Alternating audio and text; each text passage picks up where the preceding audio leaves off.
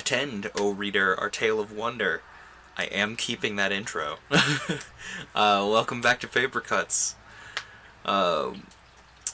We last left off right before Chapter 7. The chapter numbering is out of whack on this, which is a bit inconvenient, but oh well.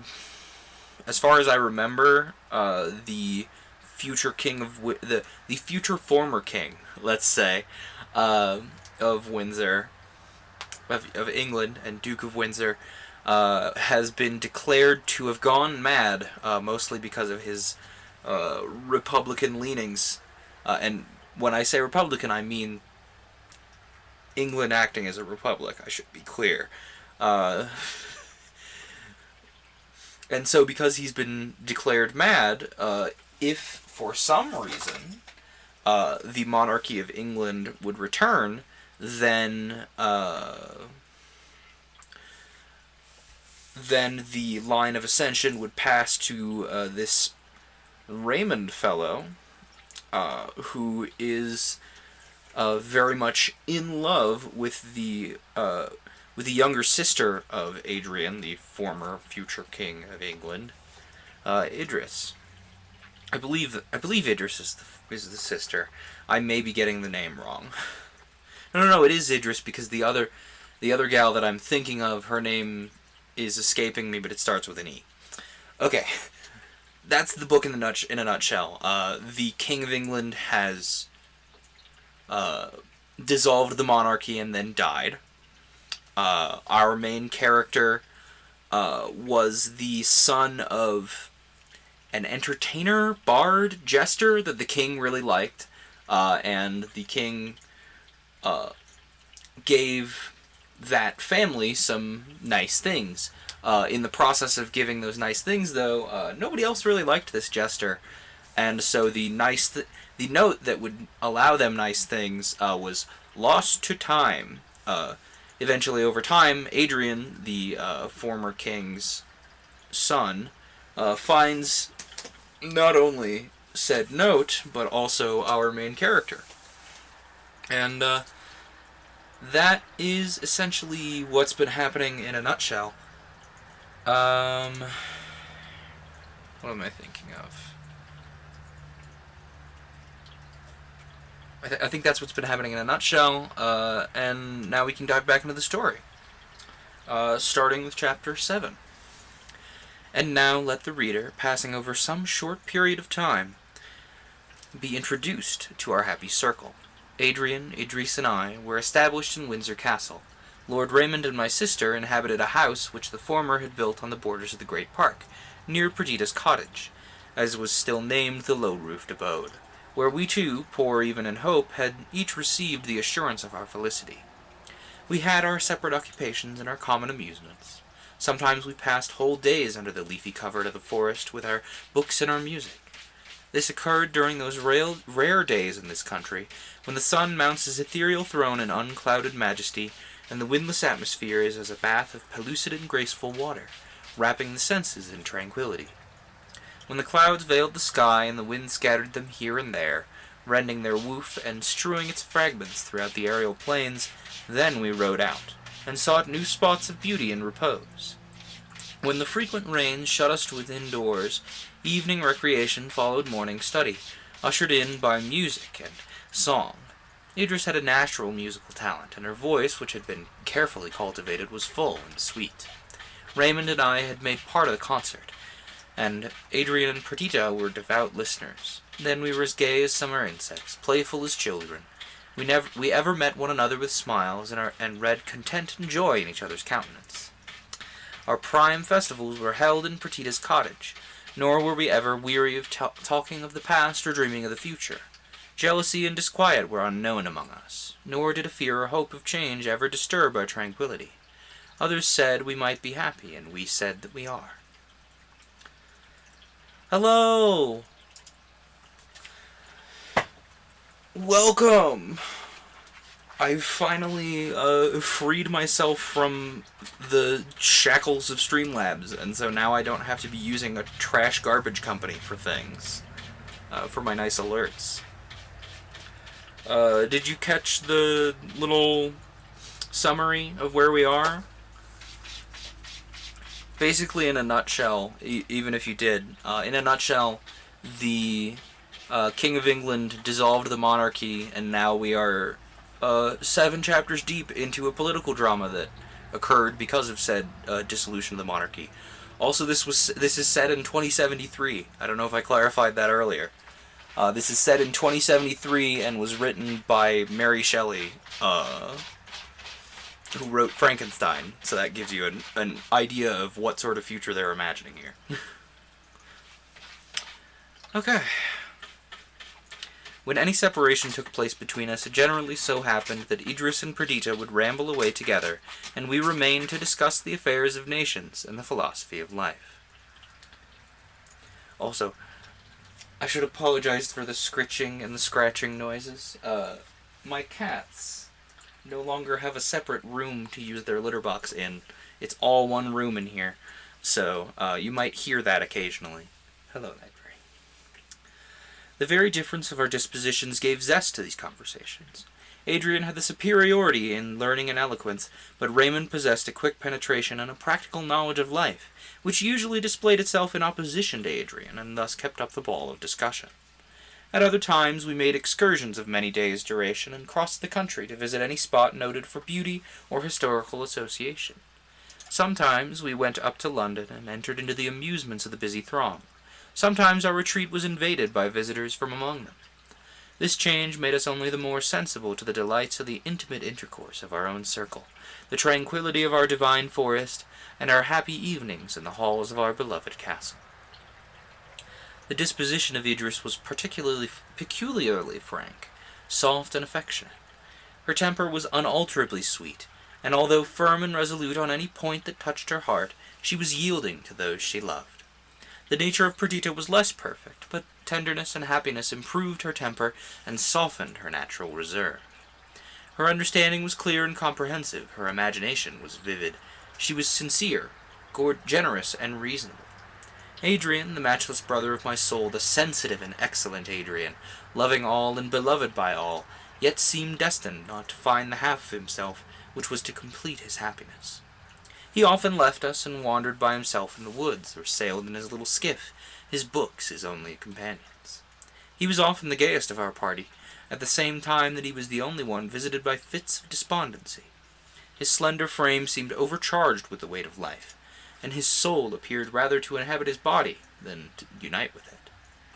I was hardly more devoted to my Idris than her brother, and she loved him as her teacher, her friend, the benefactor, who had secured to her the fulfillment of her dearest wishes. Raymond, the ambitious, restless Raymond, reposed midway on the great high road of life, and was content to give up all his schemes of sovereignty and fame to make one of us the flowers of the field. His kingdom was the heart of Perdita, his subjects her thoughts. By her he was loved, respected as a superior being, obeyed, waited on. No office, no devotion, no watching was irksome to her as it regarded him. She would sit apart from us and watch him. She would weep for joy to think that he was hers. She erected a temple for him in the depth of her being, and each faculty was a priestess owed to his service. Sometimes she might be wayward and capricious, but her repentance was bitter, her return entire, and even this inequality of temper suited him who was not formed by nature to float idly down the stream of life. During their first year of marriage, Perdita presented Raymond with a lovely girl. It was curious to trace in this miniature model the very traits of its father. The same half-disdainful lips and smile of triumph, the same intelligent eyes, the same brow and chestnut hair. Her very hands and taper fingers resembled his. How very dear she was to Perdita. In progress of time I also became a father, and our little darlings, our playthings and delights, called forth 1,000 new and delicious feelings. Years passed thus, even years. Each month brought forth its successor, each year one like to that gone by. Truly our lives were a living comment on that natural sentiment of Plutarch, that our souls have a natural inclination to love, being born as much to love as to feel, to reason, to understand and remember. We talked of change and of active pursuits, but still remained at Windsor, incapable of violating the charm that attached us to our secluded life. pareamo aver qui tutto il ben raccolto, che fra mortali in più parte si remembra. I'm not even gonna guess at what that is. Something about the frailness of mortality and remembrance? That is 100% a guess. Now also that our children gave us occupation, we found excuses for our idleness, in the idea of bringing them up to a more splendid career. At length our tranquillity was disturbed, and in the course of events, which for 5 years had flowed on in hushing tranquillity, was broken by breakers and obstacles that woke us from our pleasant dream. A new Lord Protector of England was to be chosen, and at Raymond's request we removed to London to witness and even take a part in this election. If Raymond had been united to Idris, this post had been his stepping stone to higher dignity, and his desire for power and fame had been crowned with the fullest measure. He had exchanged a scepter for a lute, a kingdom for Perdita. Did he think of this as we journeyed up to town? I watched him, but could make but little of him. He was particularly gay, playing with his child, and turning to sport every word that was uttered. Perhaps he did this because he saw a cloud upon Perdita's brow. She tried to rouse herself, but her eyes every now and then filled with tears, and she looked wistfully on Raymond and her girl, as if fearful that some evil would betide them. And so she felt. A presentiment of ill hung over her. She leaned from the window, looking on the forest and the turrets of the castle, and as these became hid by intervening objects, she passionately exclaimed, "Scenes of happiness, scenes sacred to devoted love, when I shall see you again, and when I see ye, shall I be still the beloved and joyous Perdita, or shall I, heartbroken and lost, wander among your groves, the ghost of what I am?" "Why, silly one, what is your little head pondering upon, that all of a sudden you've become so sublimely dismal? Cheer up, or I shall make you over to Idris, and call Adrian into the carriage, who, I see by his gesture, sympathizes with my good spirits." Adrian was on horseback. He rode up to the carriage, and his gaiety, in addition to that of Raymond, dispelled my sister's melancholy. We entered London in the evening, and went to our several abodes near Hyde Park. The following morning Lord Raymond visited me early. "I come to you, only half assured that you will assist me in my project, but resolved to go through with it, whether you concur with me or not. Promise me secrecy, however, for if you will not contribute to my success, at least you must not baffle me." "Well, I promise, and now—" "And now, dear fellow, for what are we come to London? To be present at the election of a protector, and to give our yea or nay for his shuffling grace or for that noisy Ryland. Do you believe, Verney, that I brought you to town for that? No, we will have a protector of our own. We will set up a candidate and ensure his success. We will nominate Adrian, and do our best to bestow on him the power to which he is entitled by his birth, and which he merits through his virtues.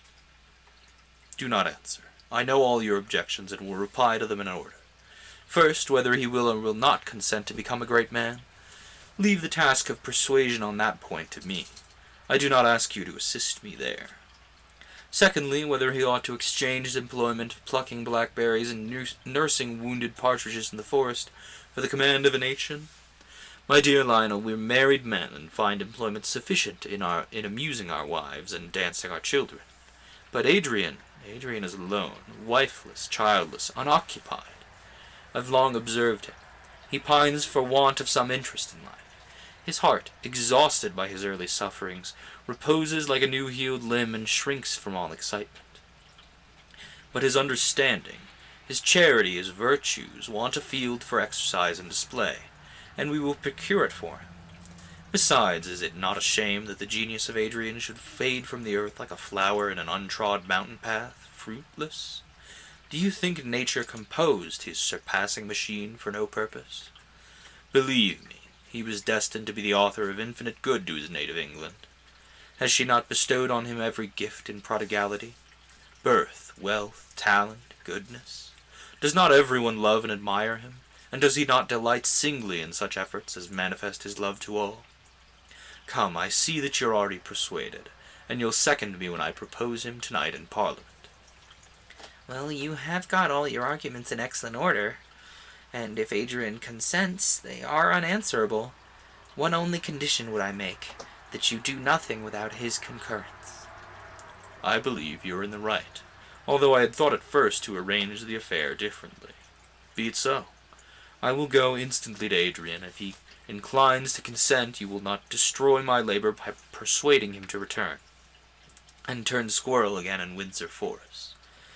Idris, you will not act the traitor towards me? Trust me, I will preserve a strict neutrality. For my part, I am too well convinced of the worth of our friend, and the rich harvest of benefits that all England would reap from his protectorship, to deprive my countrymen of such a blessing, if he consent to bestow it on them. And in the evening Adrian visited us. Do you cabal also against me? And will you make common cause with Raymond? Wait, no, this is Adrian. I don't remember what voice I gave Adrian.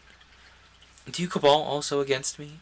And will you make common cause with Raymond in dragging a poor visionary from the clouds, to surround him with the fireworks and blasts of earthly grandeur, instead of heavenly rays and airs? I thought you knew me better. I do know you better, I replied, than to think that you would be happy in such a situation. But the good you would do to others it may be an inducement, since the time has probably arrived when you can put your theories into practice, and you may bring about such reformation and change as will conduce to the perfect system of government which you delight to betray. You speak of an almost forgotten dream, said Adrian, his countenance slightly clouding as he spoke. The visions of my boyhood have long since faded in the light of reality. I know now that I'm not a man fitted to govern nations. Sufficient for me if I keep in wholesome rule of the little kingdom of my own mortality. But do you not see, Lionel, the drift of our noble friend? Wait, no. Is this still... No, it's still Adrian speaking. But do you not see, Lionel, the drift of our noble friend? A drift, perhaps, unknown to himself, but apparent to me. Lord Raymond was never born to be a drone in the hive, and to find content in our pastoral life. He thinks that he ought to be satisfied. He imagines that his present situation precludes the possibility of aggrandizement. He does not, therefore, even in his own heart, plan change for himself. But do you not see that under the idea of exalting me, he's chalking out a new path for himself? A path of action from which he's long wandered? Let us assist him. He, the noble, the warlike, the great in every quality that can adorn the mind and person of man, he is fitted to be the protector of England. If if we, propose him, he will assuredly be elected, and will find, in the functions of that high office, scope for the towering powers of his mind. Even Perdita will rejoice. Perdita, in whom ambition was a covered fire until she married Raymond, which event was for a time the fulfillment of her hopes. Perdita will rejoice in the glory and advancement of her lord, and coyly and prettily not be discontented with her share. In the meantime, we, the wise of the land, will return to our castle, and, Cincinnatus-like, take to our usual labours, until our friend shall require our presence and assistance here. The more Adrian reasoned upon this scheme, the more feasible it appeared. His own determination never to enter into public life was insurmountable, and the delicacy of his health was a sufficient argument against it. The next step was to induce Raymond to confess his secret wishes for dignity. His secret wishes for dignity and fame. You'll have to excuse the yawns, folks, as I'm reading. My jaw muscles, warm back up. It's the same sort of mechanism by, some people get really yawny when they sing. Just I'm speaking, I'm reading for a much longer period of time than normal. And so my body's like, oh geez, we need to stretch out the jaw muscles, we need extra oxygen. So you'll have to excuse my yawning.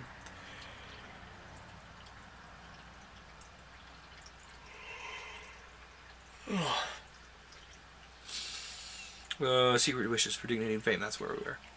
He entered while we were speaking. The way in which Adrian had received his project for setting him up as a candidate for the protectorship, and his replies had already awakened in his mind the view of the subject which we were now discussing.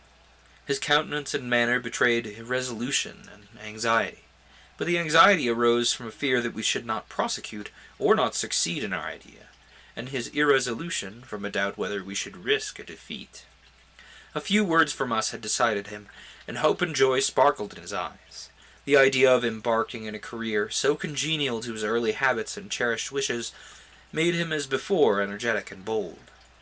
We discussed his chances, the merits of the other candidates, and the disposition of the voters. After all, we had miscalculated. Raymond had lost much of his popularity and was deserted by his peculiar partisans. Absence from the busy stage had caused him to be forgotten by the people. His former parliamentary supporters were principally composed of royalists who had been willing to make an idol of him when he appeared as the heir of the earldom of Windsor, but who were indifferent to him when he came forward with no other attributes and distinctions than they conceived to be common among many of themselves. And still he had many friends, admirers of his transcendent talents. His presence in the house, his eloquence, address, and imposing beauty were calculated to produce an electric effect. Adrian also, notwithstanding his recluse habits and theories, so adverse to the spirit of party, had many friends, and they were easily induced to vote for a candidate of his selection. The Duke of somewhere and Mr. Ryland, Lord Raymond's old antagonist, were the other candidates. The Duke was supported by all the aristocrats of the Republic, who considered him their proper representative. Ryland was the popular candidate. When Lord Raymond was first added to the list, his chance of success appeared small. We retired from the debate which had followed on his nomination. We, his nominators, mortified, he dispirited to excess. Perdita approached us bitterly. Her expectations had been strongly excited. She had urged nothing against our project. On the contrary, she was evidently pleased by it, but its evident ill success changed the current of her ideas. She felt that once awakened, Raymond would never return unrepining to Windsor. His habits were unhinged. His restless mind roused from its sleep, ambition must now be his companion through life. And if he did not succeed in his current attempt, she foresaw that unhappiness and cureless discontent would follow. Perhaps her own disappointment added a sting to her thoughts and words. She did not spare us, and our own reflections added to our disquietude. It was necessary to follow up our nomination and to persuade Raymond to present himself to the electors on the following evening. For a long time he was obstinate. He would embark in a balloon, he would sail for a distant quarter of the world where his name and humiliation were unknown. But this was useless. His attempt was registered, his purpose published to the world. His shame could never be erased from the memories of men. It was as well to fail at last, after a struggle, so as to fly now at the beginning of his enterprise. From the moment that he adopted this idea he was changed. His depression and anxiety fled. He became all life and activity. The smile of triumph shone on his countenance. Determined to pursue his object to the uttermost, his manner and expression seemed ominous of the accomplishment of his wishes. Not so Perdita. She was frightened by his gaiety, for she dreaded a greater revulsion at the end. If his appearance inspired us with hope, it only rendered the state of her mind more painful. She feared to lose sight of him, and yet she dreaded to remark any change in the temper of his mind. She listened eagerly to him, and yet tantalized herself by giving to his words a meaning foreign to their true interpretation, and adverse to her hopes. She dared not be present at the contest, and yet she remained at home a prey to double solicitude. She wept over her little girl. She looked, she spoke, as if she dreaded the occurrence of some frightful calamity. She was half mad from the effects of the uncontrollable agitation. Lord Raymond presented himself to the house with fearless confidence and an insinuating address. After the Duke of Somewhere and Mr. Ryland had finished their speeches, he commenced. I should clarify for those of you who aren't reading along. It says the Duke of and then a long dash. I assume that was just Shelley deciding not to pick a specific Duke and letting the reader fill in the blanks. Who knows? It might have even been something about, redistricting occurring. I'm not sure of the historical context there. Either way, it's very much fill in the blank.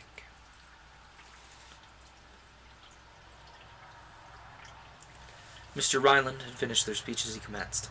Assuredly, he had not conned his lesson, and at first he hesitated, pausing in his ideas and in the choice of his expressions. But by degrees he warmed. His words flowed with ease, his language was full of vigor, and his voice of persuasion. He reverted to his past life, his successes in Greece, his favor at home. Why should he lose this, now that added years, prudence, and the pledge which his marriage gave to his country ought to increase rather than diminish his claims to confidence?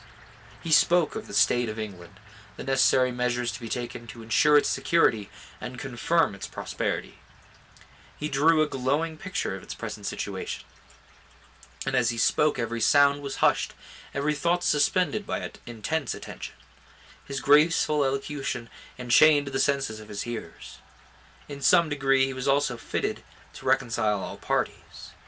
His birth pleased the aristocracy. His being the candidate recommended by Adrian, a man intimately allied to the popular party, caused a number who had no great reliance on either the Duke or Mr. Ryland to range on his side. The contest was keen and doubtful. Neither Adrian nor myself would have been so anxious if our own success had depended on our exertions. But we'd egged our friend on to the enterprise, and it became us to ensure his triumph. Idris, who entertained the highest opinion of his abilities, was warmly interested in the event, and my poor sister, who dared not hope, and to whom fear was misery, was plunged into a fever of disquietude. Day after day passed while we discussed our projects for the evening, and each night was occupied by debates which offered no conclusion. At last the crisis came, the night when Parliament, which had so long delayed its choice, must decide. As the hour of 12 passed and the new day began, it was by virtue of the Constitution dissolved, its power extinct. We assembled at Raymond's house, we and our partisans, and at 5:30 we proceeded to the house. Idris endeavored to calm Perdita, but the poor girl's agitation deprived her of all power of self-command. She walked up and down the room, gazed wildly when anyone entered, fancying that they might be the announcers of her doom. I must do justice to my sweet sister. It was not for herself that she was thus agonized. She alone knew the weight which Raymond attached to his success. Even to us he assumed gaiety and hope, and assumed them so well that we didn't divine the secret workings of his mind. Sometimes a nervous tremble, a sharp dissonance of the voice, and momentary fits of absence revealed to Perdita the violence he did himself, but we, intent on our plans, observed only his ready laugh, his joke intruded on all occasions, the flow of his spirits, which seemed incapable of ebb. Besides, Perdita was with him in his retirement. She saw the moodiness that succeeded to this forced hilarity.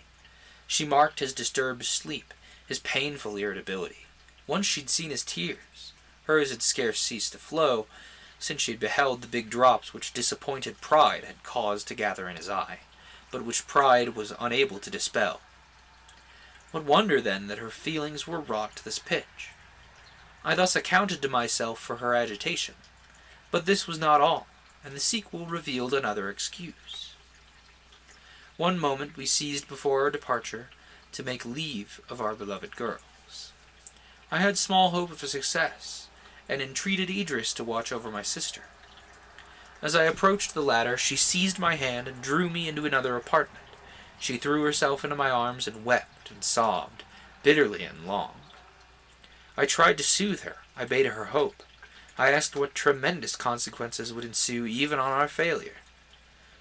"My brother, protector of my childhood, dear, most dear Lionel, I know my fate hangs by a thread. I have you all about me now, you, the companion of my infancy. Adrian, as dear to me as if bound by the ties of blood. Idris, the sister of my heart and her lovely offspring. This may be the last time that you'll surround me thus." Abruptly she stopped, and then cried, "What have I said, foolish, false girl that I am?" She looked wildly on me, and then, suddenly calming herself, apologized for what she called her unmeaning words, saying that she must indeed be insane, for while Raymond lived she must be happy. And then, though she still wept, she suffered me tranquilly to depart. Raymond only took her hand when he went, and looked on her expressively. She answered by a look of intelligence and assent. Poor girl, what she then suffered! I could never entirely forgive Raymond for the trials he imposed on her, occasioned as they were by a selfish feeling on his part. He had schemed, if he failed in his present attempt, without taking leave of any of us, to embark for Greece and never again to revisit England. Perdita acceded to his wishes, for his contentment was the chief object of her life, the crown of her enjoyment. But to leave us all, her companions, the beloved partners of her happiest years, and in the interim to conceal this frightful determination, was a task that almost conquered her strength of mind. She had been employed in arranging for their departure.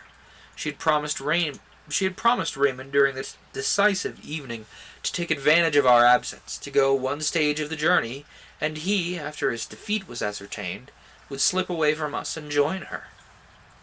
Although, when I was informed of this scheme, I was bitterly offended by the small attention which Raymond paid to my sister's feelings, I was led by reflection to consider that he acted under the force of such strong excitement as to take him from the consciousness, and consequently the guilt, of a fault. If he had permitted us to witness his agitation, he would have been more under the guidance of reason, but his struggles for the show of composure acted with such violence on his nerves as to destroy his power of self-command. I am convinced that, at the worst, he would have returned from the seashore to take leave of us, and to make us the partners of his council. But the task imposed on Perdita was not the less painful. He had extorted from her a vow of secrecy, and her part of the drama, since it was to be performed alone, was the most agonizing that could be devised. But to return to my narrative, the debates had hitherto been long and loud, and they had often been protracted merely for the sake of delay.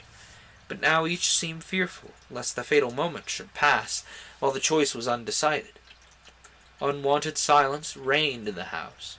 The members spoke in whispers, and the ordinary business was transacted with celerity and quietness.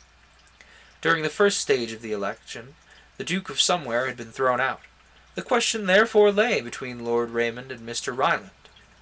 The latter had felt secure of victory until the appearance of Raymond, and since his name had been inserted as a candidate, he had canvassed with eagerness. He had appeared each evening, impatience and anger marked in his looks, scowling on us from the opposite side of St. Stephen's, as if his mere frown would cast eclipse on our hopes. Everything in the Let's try that again. Everything in the English Constitution had been regulated for the better preservation. One more time. Everything in the English Constitution had been regulated for the better preservation of peace. On the last day, 2 candidates were allowed to remain, and to obviate, if possible, the last struggle between these, a bribe was offered to him who should voluntarily resign his pretensions. A place of great emolument and honor was given him, and his success facilitated at a future election. Strange to say, however, no instance had yet occurred where either candidate had had recourse to this expedient.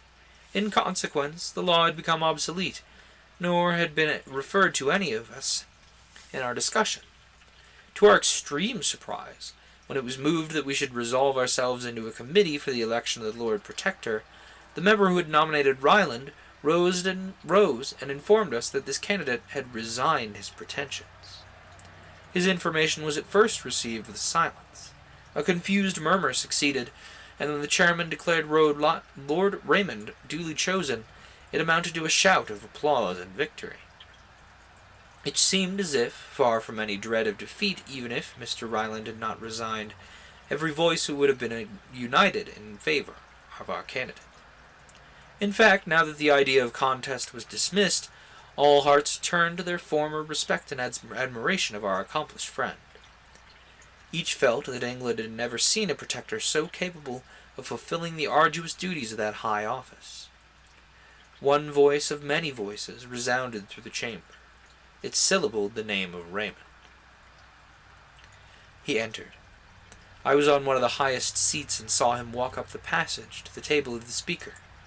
The native modesty of his disposition conquered the joy of his triumph.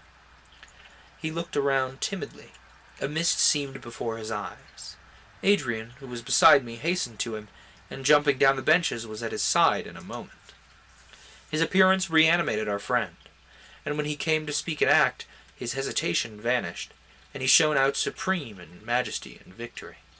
The former protector tendered him the oaths, and presented him with the insignia of office, performing the ceremonies of installation.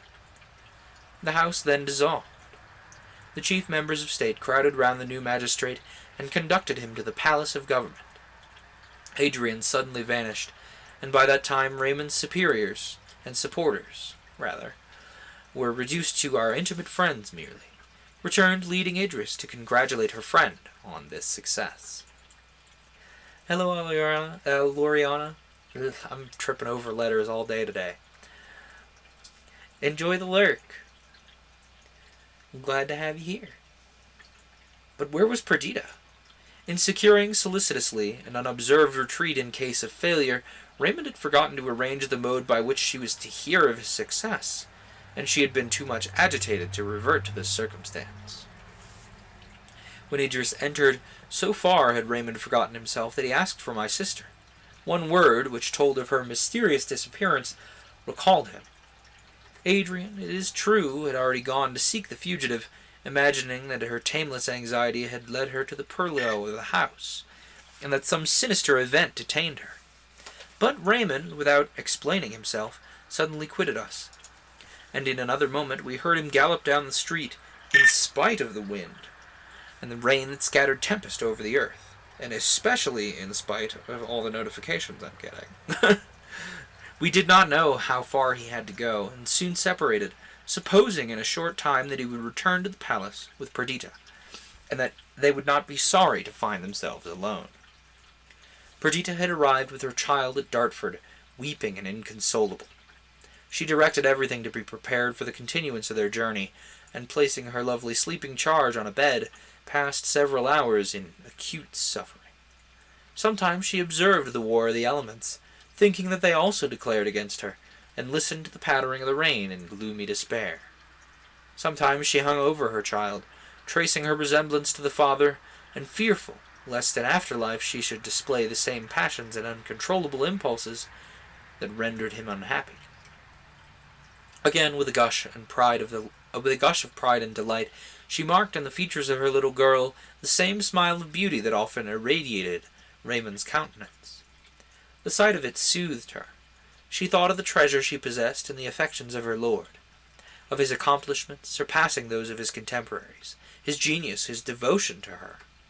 Soon, she thought, that all that she possessed in the world except him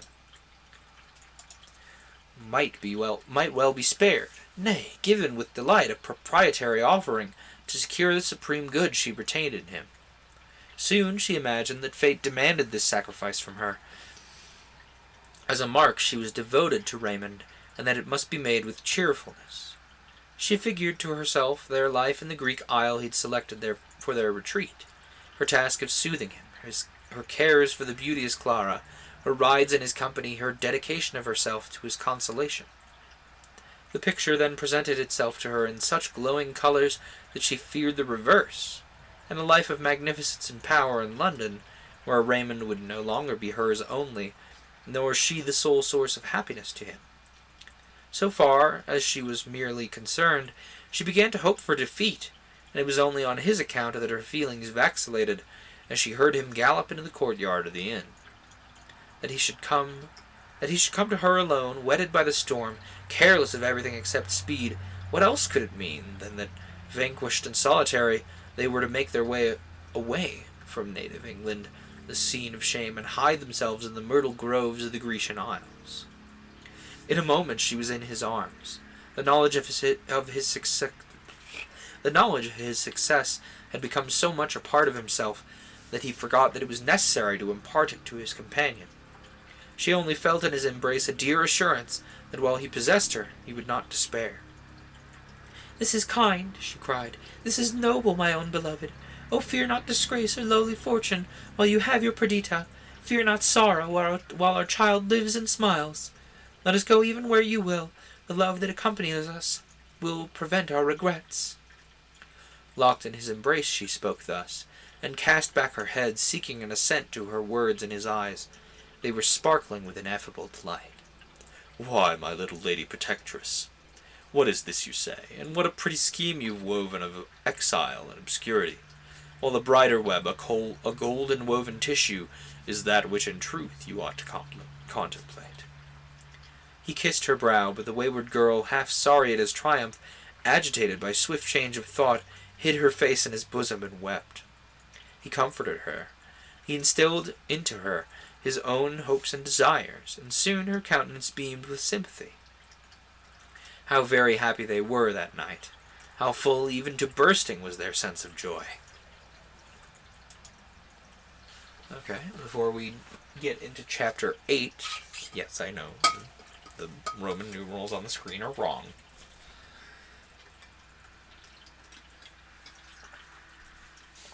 Just gotta snag myself a little water.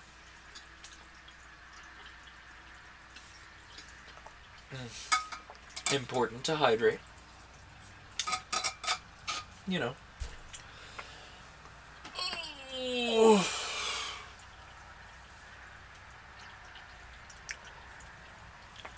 Let's see. Is there anyone else that's just kind of lurking about? Where do I see that again? Sorry, it's been a long time since I've been streaming. Okay, we got a few people. Always happy to have you here. Yeah, cats?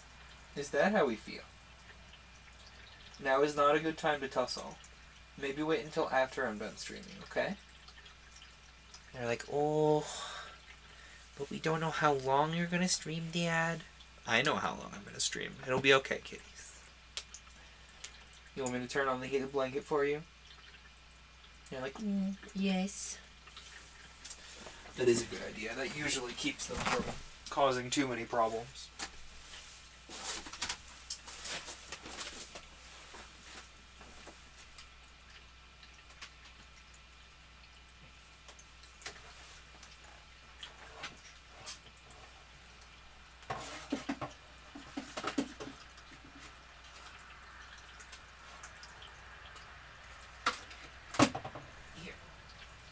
Give that a shot, Bats.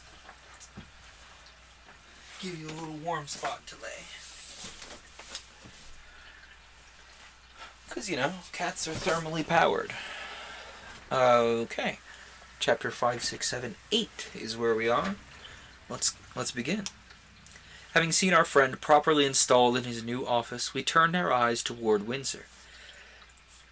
The nearness of this place to London was such as to take away the ideal of painful separation when we quitted Raymond and Perdita.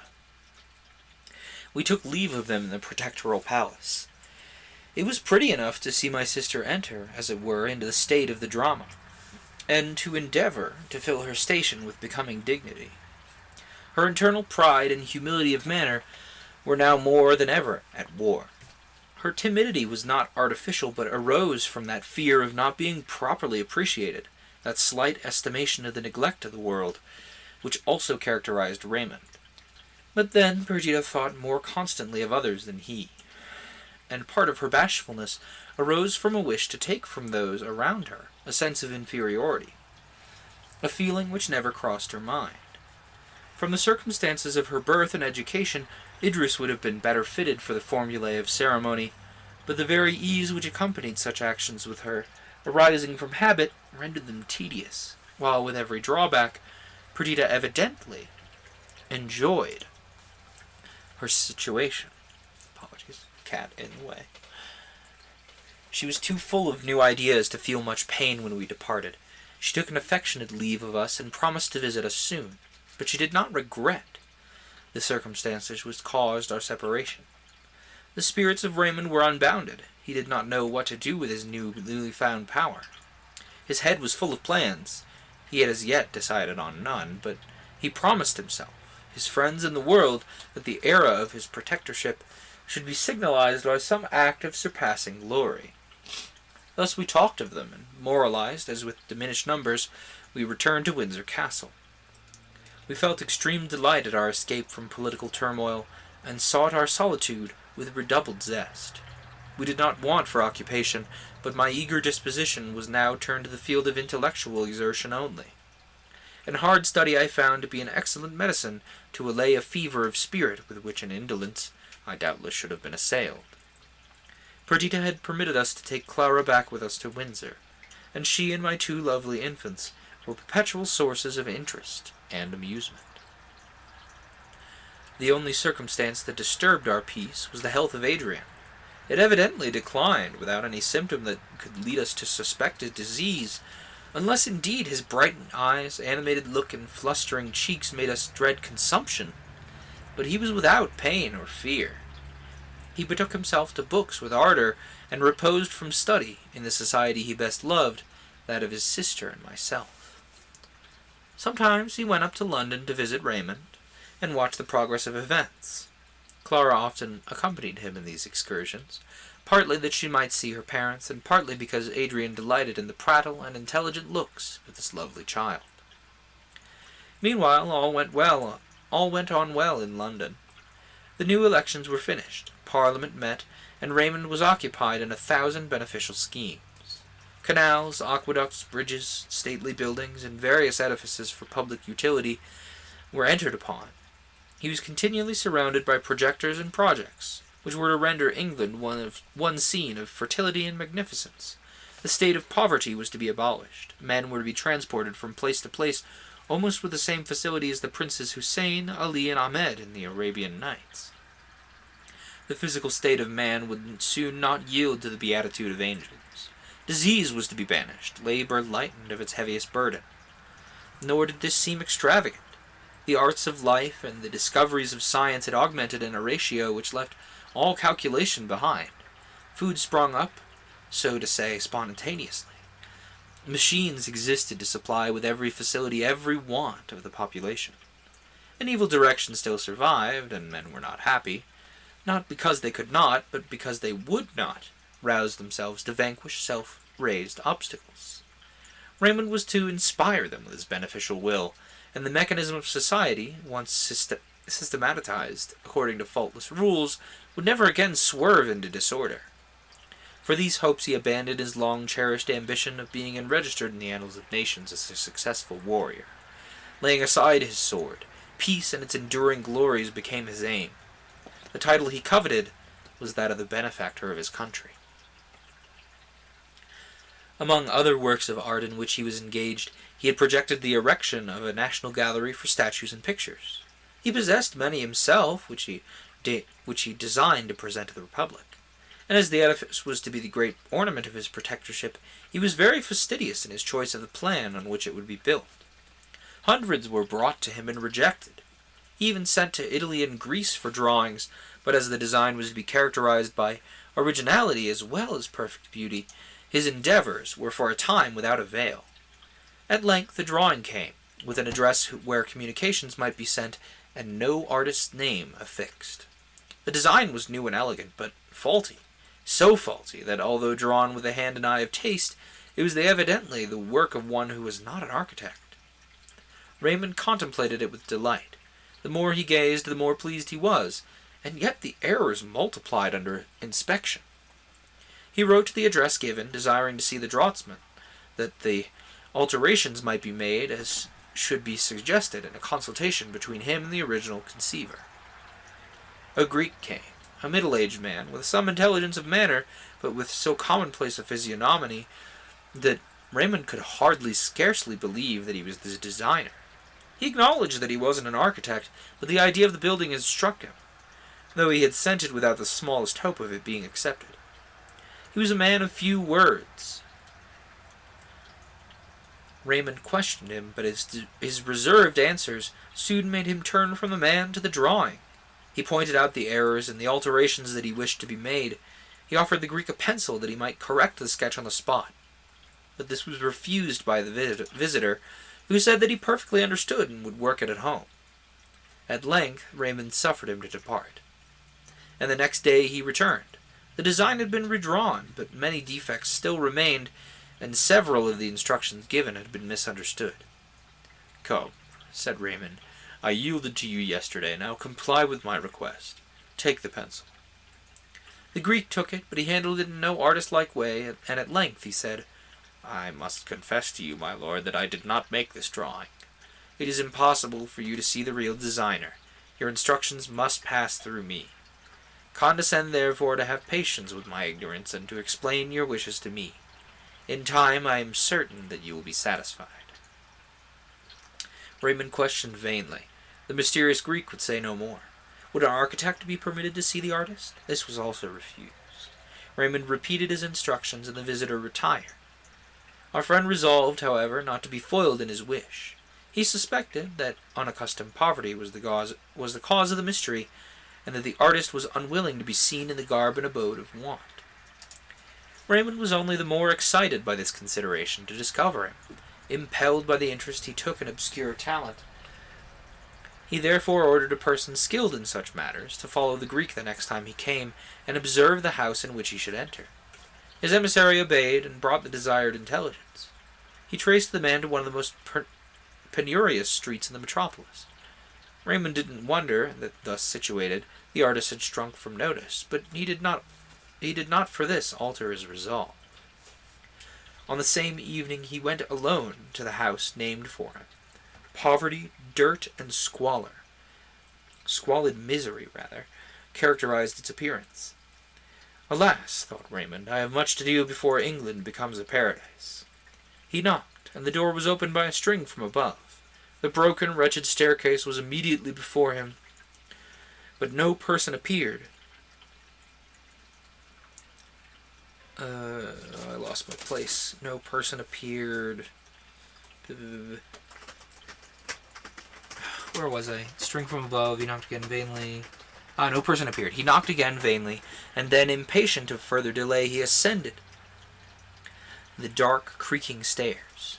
His main wish, more particularly now that he had witnessed the abject dwelling of the artist, was to relieve one possessed of talent but depressed by want. He pictured to himself a youth whose eyes sparkled with genius, whose person was attenuated by famine. He half feared to displease him, but he trusted that his generous kindness would be administered so delicately so as to not excite repulse. What human heart is shut to kindness, after all?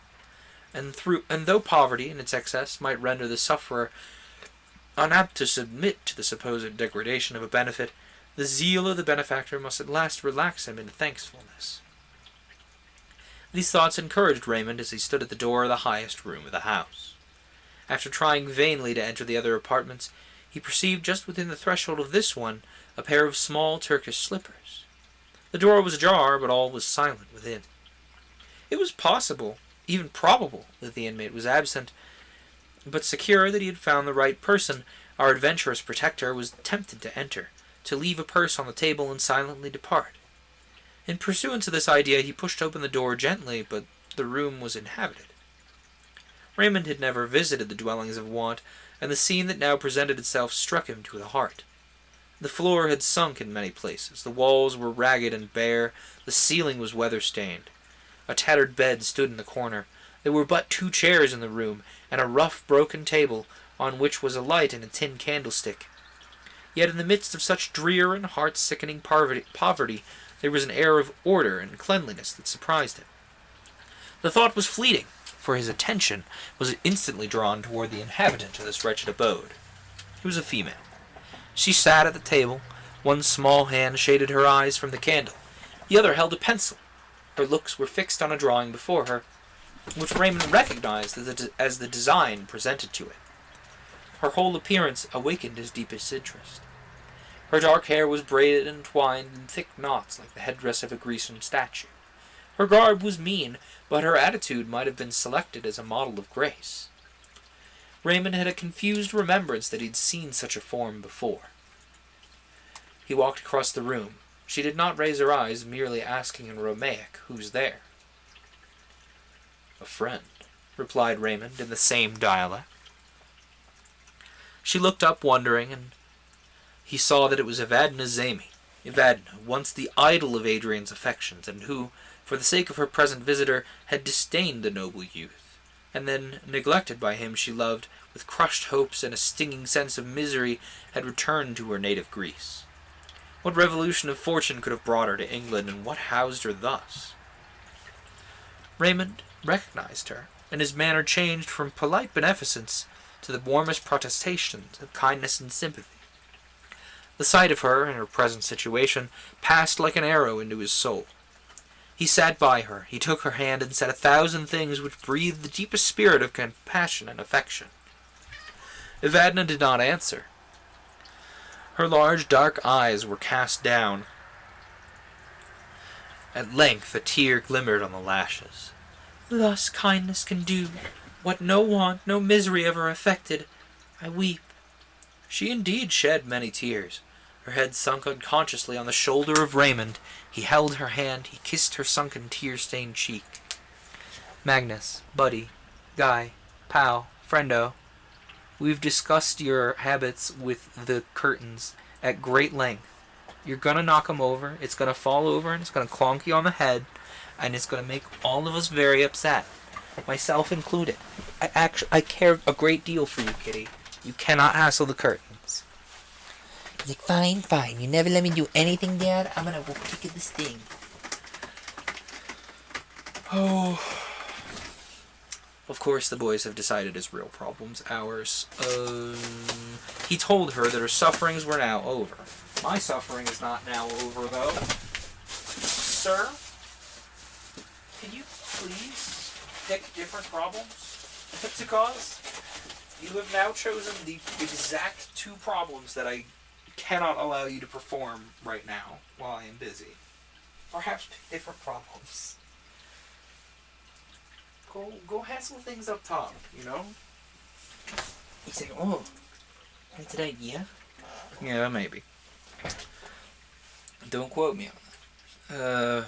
Okay. She indeed shed many tears. Her head sunk unconsciously on the shoulder of Raymond. He held her hand and he kissed her sunken, tear-stained cheek.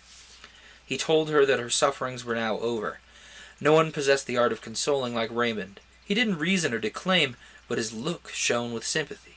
He brought pleasant images before the sufferer.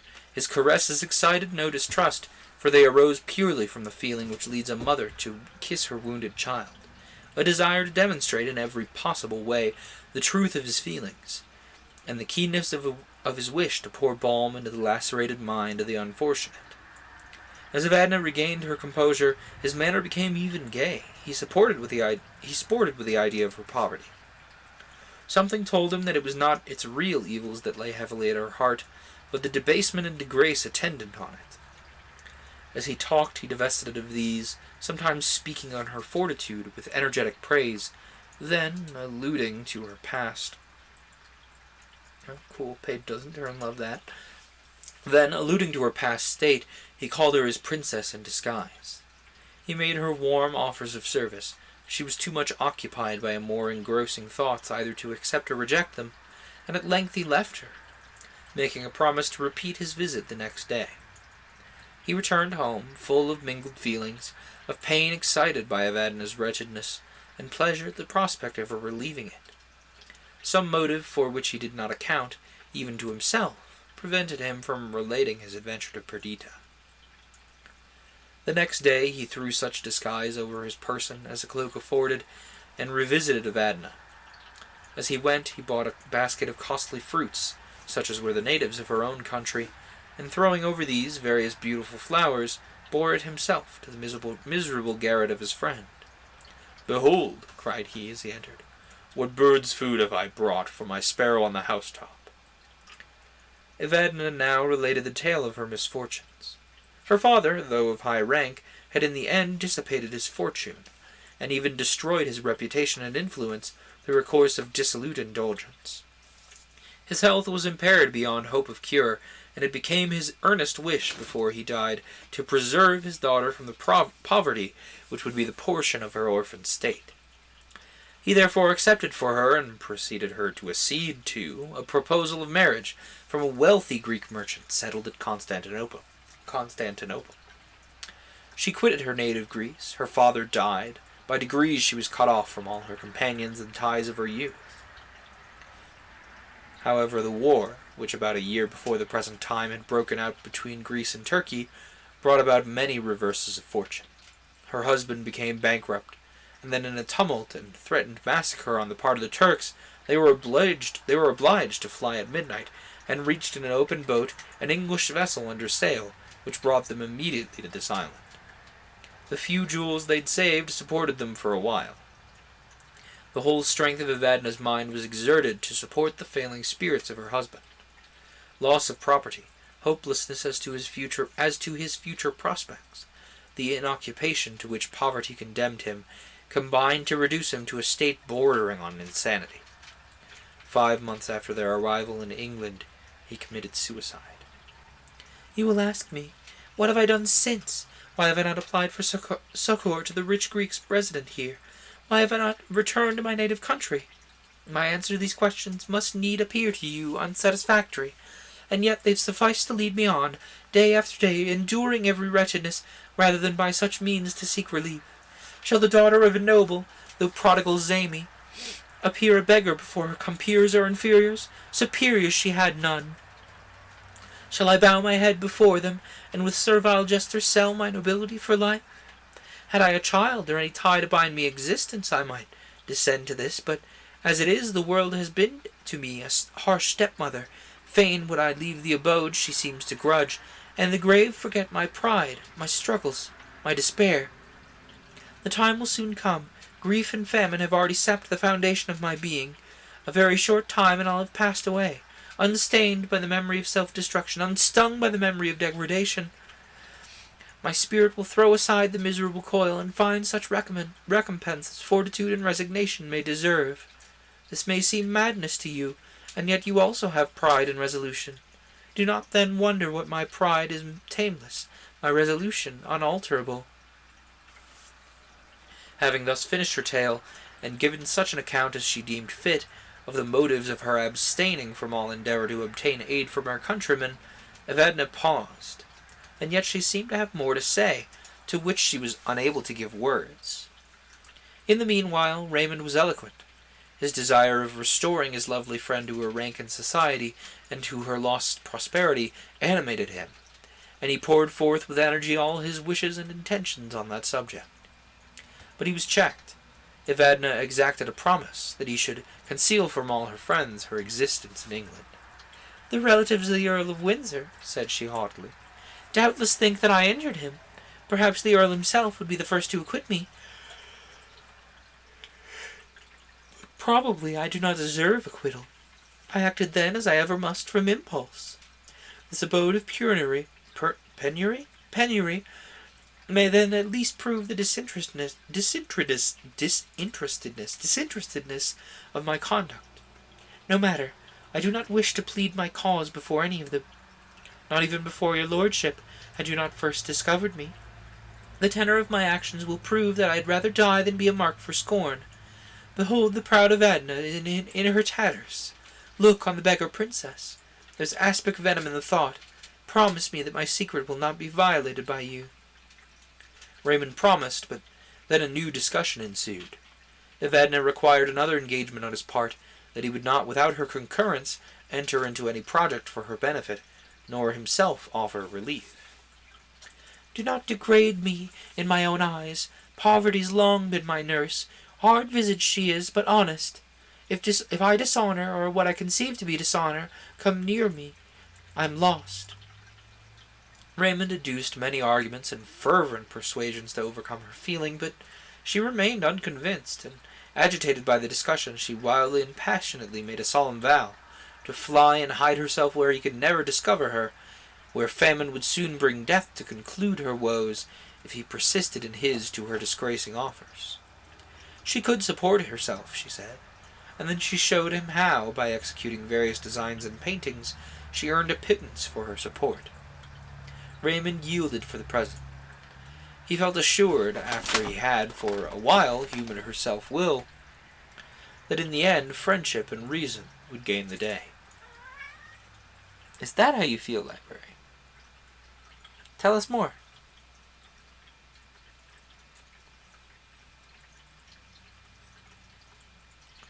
Yeah? Is that all you had to say? Very good. Good interjection, baby. But the feelings that actuated Evadna were rooted in the depths of her being, and were such in their growth as he had no means of understanding. Evadna loved Raymond. He was the hero of her imagination, the image carved by love in the unchanged texture of her heart. Library, you cannot be doing that. 7 years ago, in her youthful prime, she'd become attached to him. He had served her country against the Turks. He had, in her own land, acquired the military glory peculiarly dear to the Greeks, since they were still obliged, inch by inch, to fight for their security. Yet when he returned thence, and first appeared in public life in England, her love did not purchase his, which then vacillated between Perdita and a crown. While he was yet undecided, she had quitted England. The news of his marriage reached her, and her hopes, poorly nurtured blossoms, had withered and fallen. The glory of life was gone for her.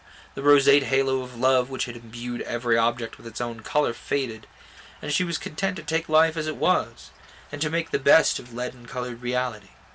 She married, and carrying her restless energy of character with her into new scenes, she turned her thoughts to ambition. Come here, Magnus. The world gets to see your beans, because you've been a bad and naughty boy. Yep. The world has seen your beans for your crime.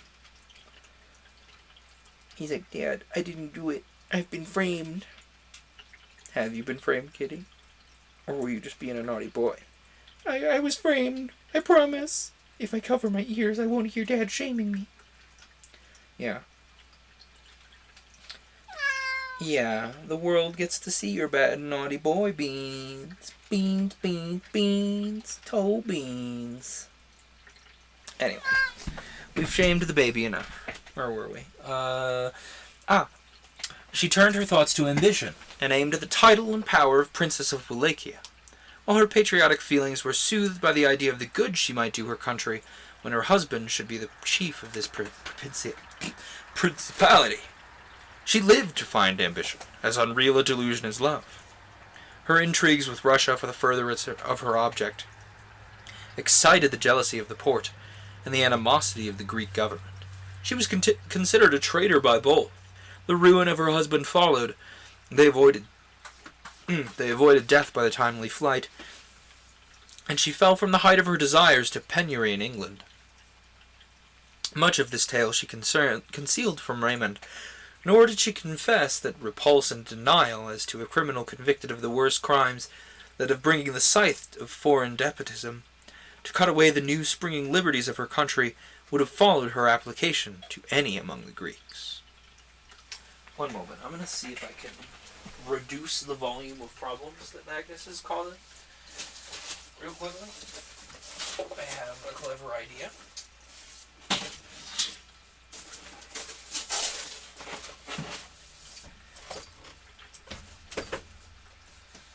Kitty cat.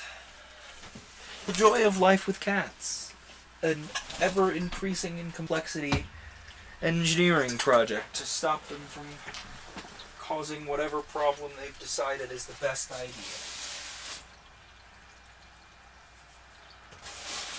But, not all bad. They also give many much snuggle and are good sweet boys when they are not causing problem. Okay. That should reduce the volume of problems he's able to cause. Don't you think? She knew that she was the cause of her husband's utter ruin, and she strung herself to bear the consequences. The reproaches which agony extorted, or worse, cureless, uncomplaining depression when his mind was sunk in a torpor, not the less painful because it was silent and moveless. She reproached herself with the crime of his death. Guilt and its punishments appeared to surround her, and in vain she endeavored to allay remorse by the memory of her real integrity. The rest of the world, and she among them, judged of her actions by their consequences. She prayed for her husband's soul. She conjured the Supreme to place on her head the crime of self-destruction. She vowed to live, expiate his fault. In the midst of such wretchedness as must soon have destroyed her, one thought only was a matter of consolation. She had lived in the same country, breathed the same air as Raymond. His name as a protector was the burden of every tongue. His achievements, projects, and magnificence, the argument of every story. Nothing is so precious to a woman's heart as the glory and excellence of him she loves. Thus in every horror Evadna revelled in his fame and prosperity. While her husband lived, this feeling was regarded by her as a crime, repressed, repented of. When he died, the tide of love resumed its ancient flow. It deluged her soul with its tumultuous waves, and she gave herself up, a prey to its uncontrollable power. But never, oh never, should he see her in her degraded state. Never should he behold her fallen, as she deemed, from her pride of beauty, the poverty-stricken inhabitant of a garret, with a name which had become a reproach and a weight of guilt on her soul. But though impenetrably veiled from him, his public office permitted her to become acquainted with all his actions, his daily course of life, even his conversation. She allowed herself one luxury. She saw the newspapers every day and feasted on the praise and actions of the protector. Not that this indulgence was devoid of accompanying grief. Perdita's name was forever joined with his. Their conjugal felicity was celebrated by even the authentic testimony of facts. They were continually together, nor could the unfortunate Evadne read the monosyllable that designated his name without, at the same time, being presented with the image of her who was the faithful companion of all his labours and pleasures. They, their excellencies, met her eyes in such line, mingling in an evil potion that poisoned her very blood. It was in the newspaper that she saw the advertisement for the design for a national gallery. Combining with taste her remembrance of the edifices which she had seen in the East, and by an effort of genius enduing them with a unity of design, she executed the plan which had been sent to the Protector.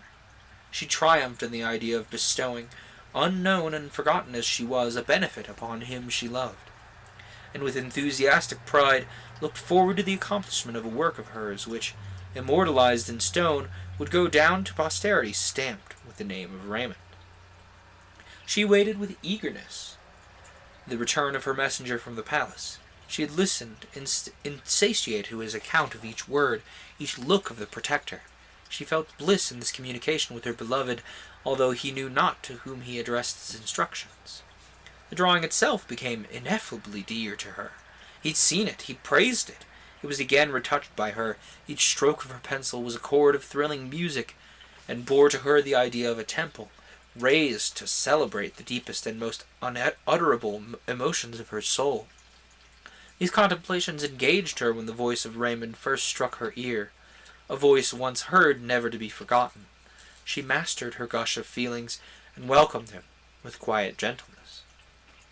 Pride and tenderness now struggled, and at length made a compromise together. She would see Raymond, since destiny had led him to her, and her constancy and devotion must merit his friendship.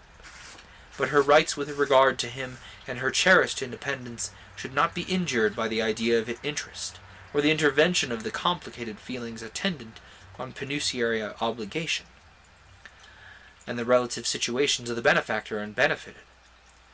Her mind was of uncommon strength. She could subdue her sensible wants to her mental wishes, and suffer cold, hunger, and misery, rather than concede to fortune a contested point.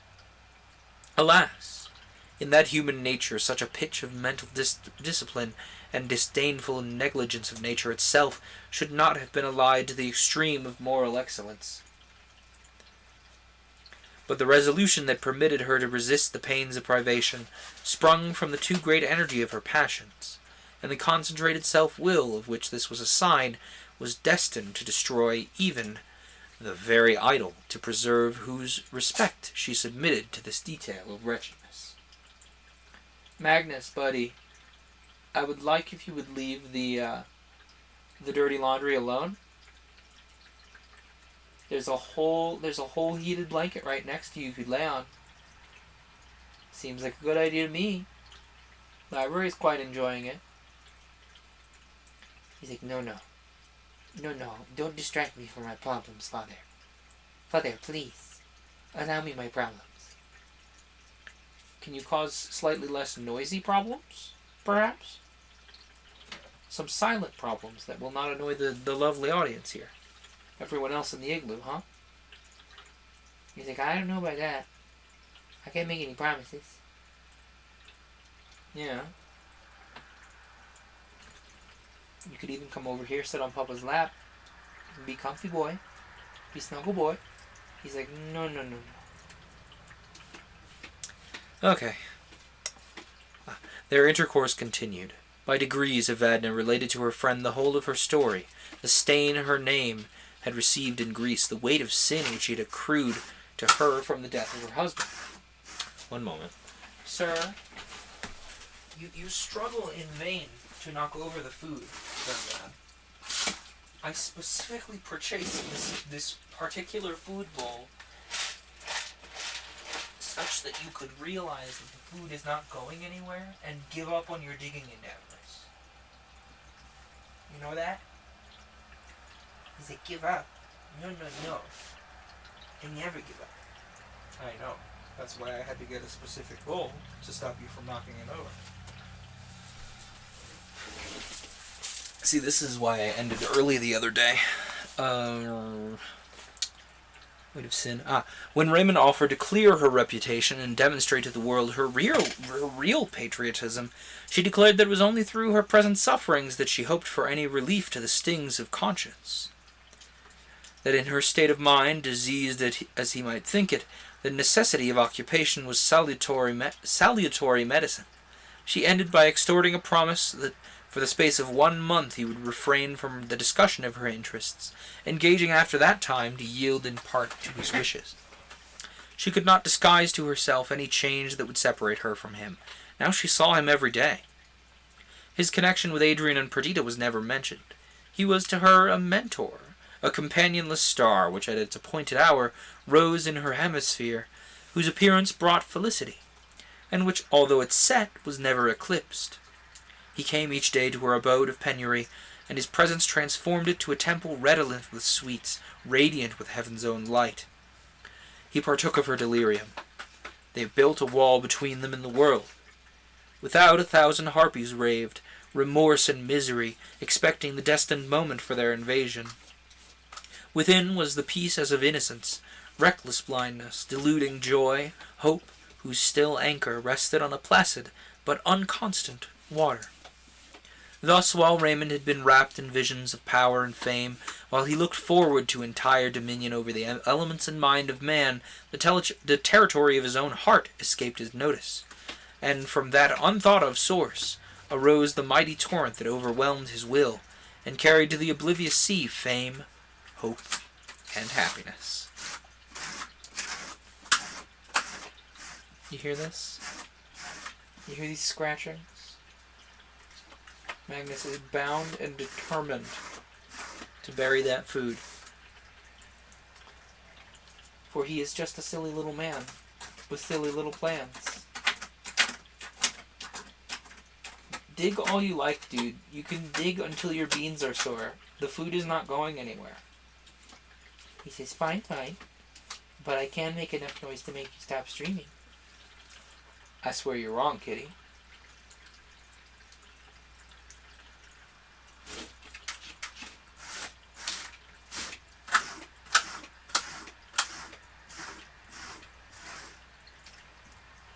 See, now I can use that sound to remove all the scratching. Perfect. Chapter 5, 6, 7, 8, 9 is what we're about to dive into. Give me just a moment for some water.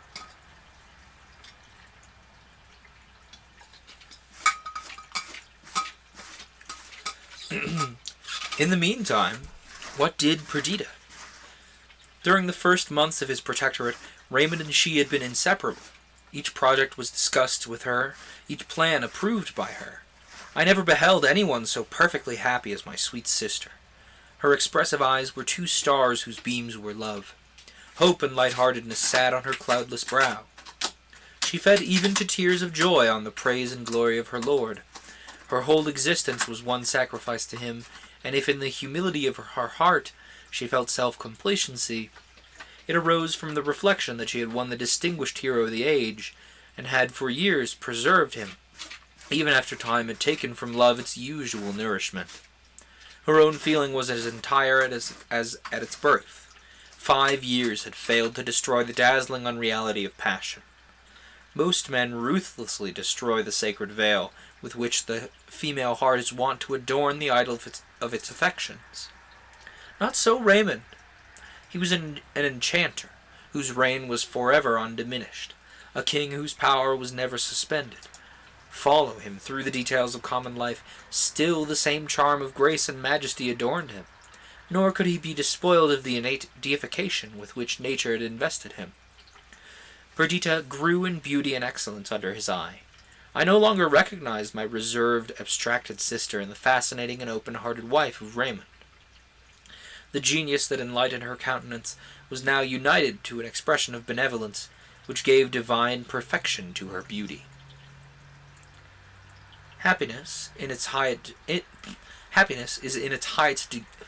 why can't I pronounce the word highest, apparently? Happiness is in its highest degree the sister of goodness. Suffering and amiability may exist together, and writers have loved to Suffering and amiability may exist together, and writers have loved to depict their conjunction. There's a human and touching harmony in the picture. But perfect happiness is an attribute of angels, and those who possess it appear angelic. Fear has been said to be the parent of religion. Even of that religion it is the generator, which leads its votaries to sacrifice human victims at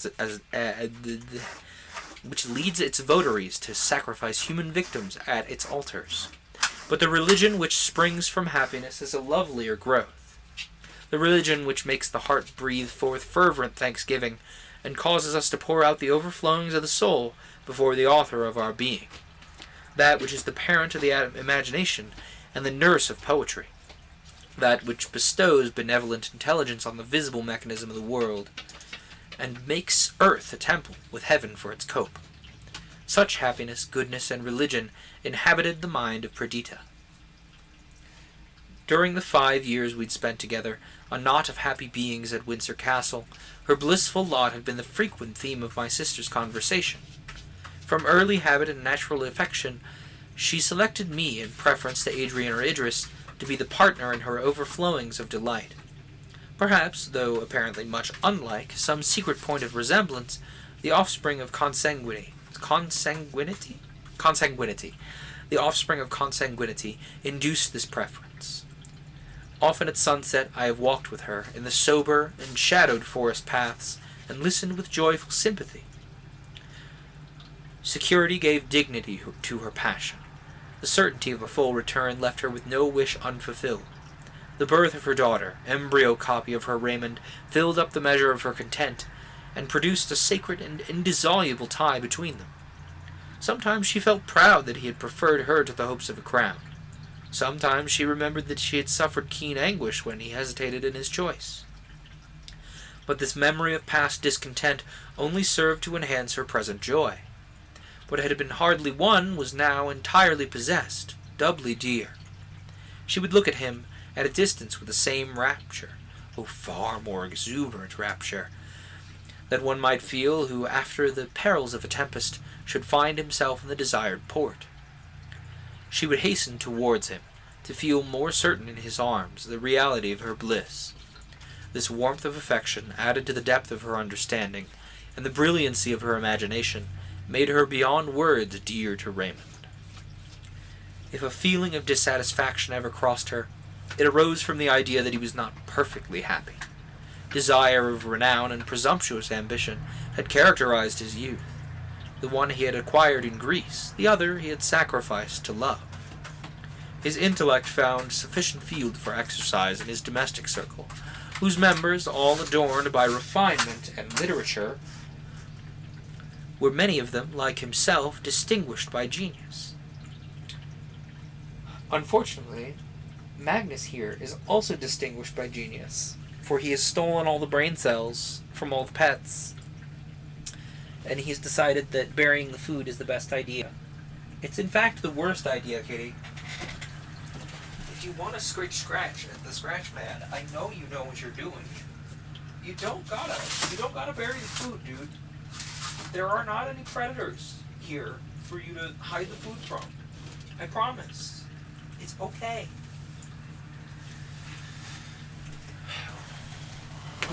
distinguished by genius. Yet active life was the genuine soil for his virtues, and he sometimes suffered tedium from the monotonous succession of events in our retirement.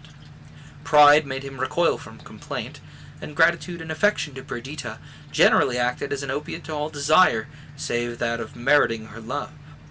We all observed the visitation of these feelings, and none regretted them so much as Perdita. Her life consecrated to him was a slight sacrifice to reward his choice, but was that not sufficient? Did he need any gratification that she was unable to bestow?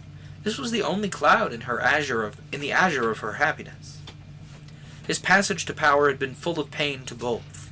He, however, attained his wish. He filled the situation for which nature seemed to have molded him. His activity was fed in wholesome measure, without either exhaustion or satiety. His taste and genius found worthy expression in each of the modes human beings have invented to encage and manifest the spirit of beauty. The goodness of his heart made him never weary of conducing to the well-being of his fellow creatures. His magnificent spirit and aspirations for the respect and love of mankind now received fruition. True, his exaltation was temporary. Perhaps it were better that it should be so. Habit would not dull his sense of the enjoyment of power, nor struggles, disappointment, and defeat await the end of that which would expire at its maturity. He determined to extract and condense of all glory and power and achievement which might have resulted from a long reign into the 3 years of his protectorate. Raymond was eminently social. All that he now enjoyed would have been devoid of pleasure to him had it been unparticipated. But in Perdita he possessed all that his heart could desire. Her love gave birth to sympathy. Her intelligence made her understand him in a word. Her powers of intellect enabled her to assist and guide him. He felt her worth. During the early years of their union, the inequality of her temper and yet unsubdued self-will which tarnished her character had been a slight drawback to the fullness of his sentiment. Now that unchanged serenity and gentle compliance were added to her other qualifications, his respect equaled his love. Years added to the strictness of their union. They did not now guess at and totter on the pathway, divining the mode to please, hoping, yet fearing the continuance of bliss. 5 years gave them a sober certainty to their emotions, though it did not rob them of their ethereal nature. It had given them a child, but it had not detracted from the personal attractions of my sister. Timidity, which in her had almost amounted to awkwardness, was exchanged for a graceful decision of manner. Frankness instead of reserve characterized her physiognomy, and her voice was attuned to thrilling softness.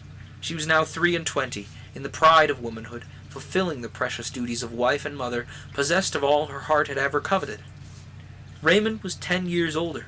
To his previous beauty, noble mien, and commanding aspect, he now added gentlest benevolence, winning tenderness, gracefulness, and unwearied attention to the wishes of another.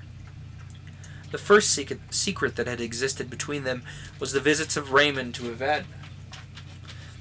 He had been struck by the fortitude and beauty of the ill-fated Greek, and when her constant tenderness towards him unfolded itself, he asked with astonishment by what act of his had he merited this passionate and unrequited love. She was, for a while, the sole object of his reveries, and Perdita became aware that his thoughts and time were bestowed on a subject unparticipated by her. My sister was by nature destitute of the common feelings of anxious, petulant jealousy.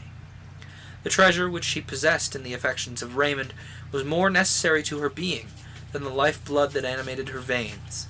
More truly than Othello, she might say, to be once in doubt is once to be resolved. On the present occasion she did not suspect any alienation of affection, but she conjectured that some circumstance connected with his high place had occasioned this mystery. She was startled and pained. She began to count the long days and months and years which must elapse before he would be restored to a private station and unreservedly to her. She was not content that, even for a time, he should practice concealment with her. She often repined, but in her trust in the singleness of his affection was undisturbed.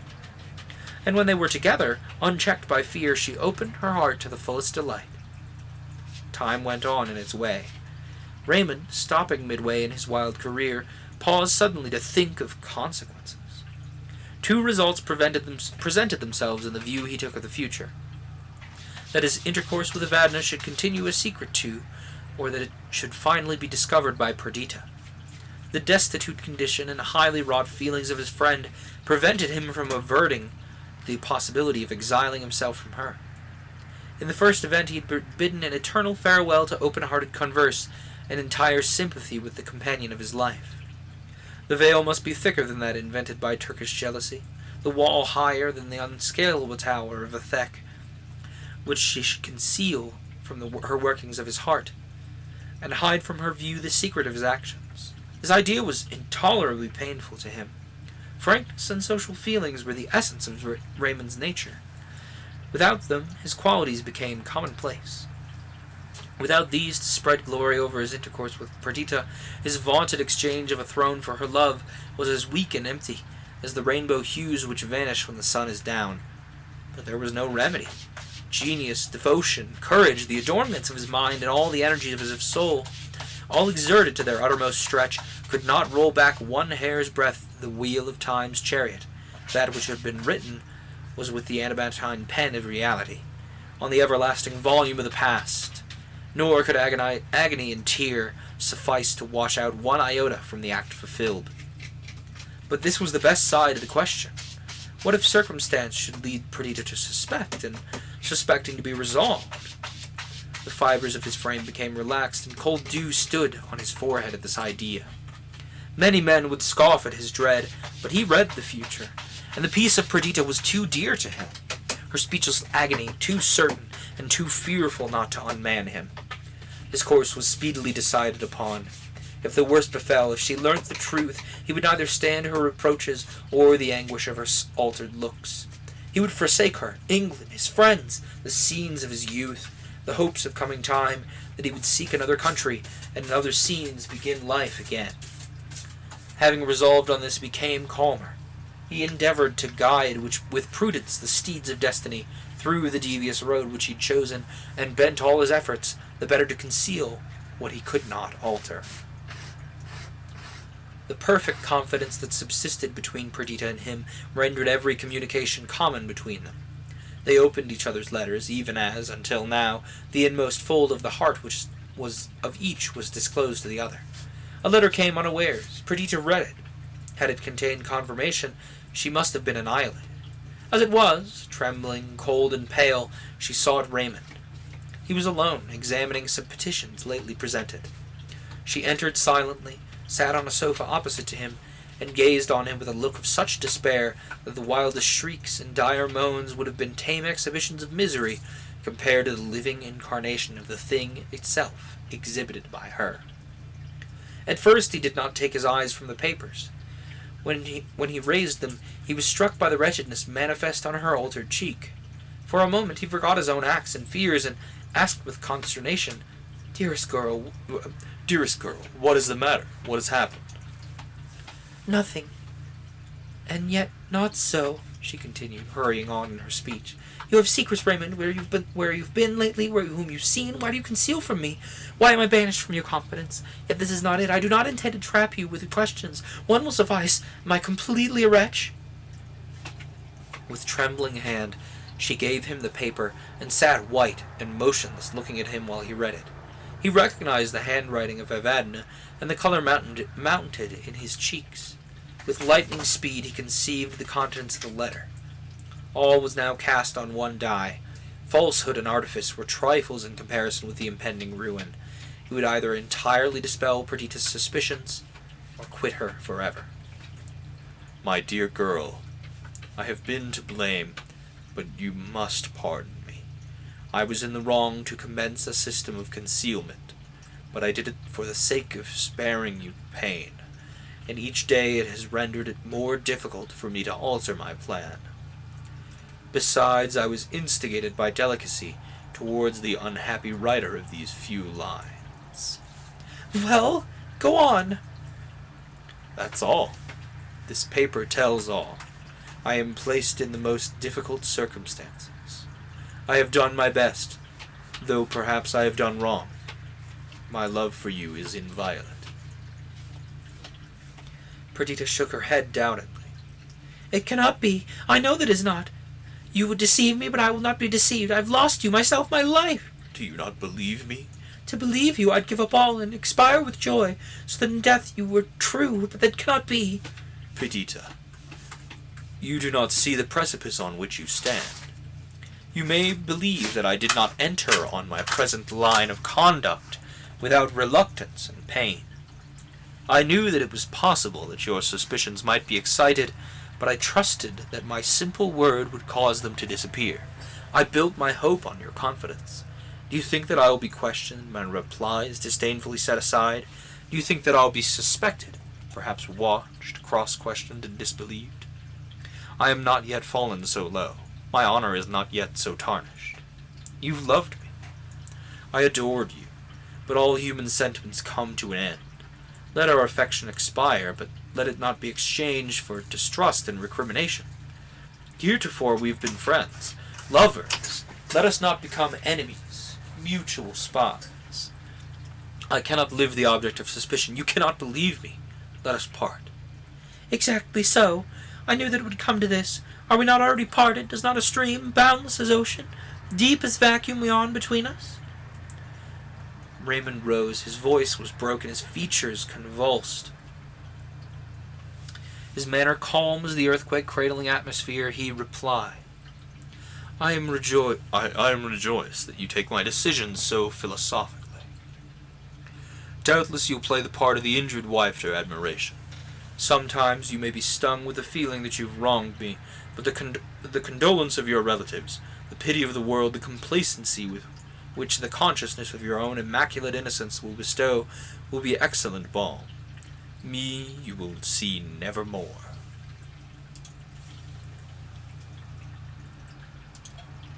Raymond moved towards the door.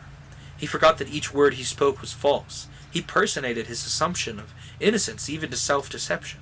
Have not actors wept as they portrayed imagined passion?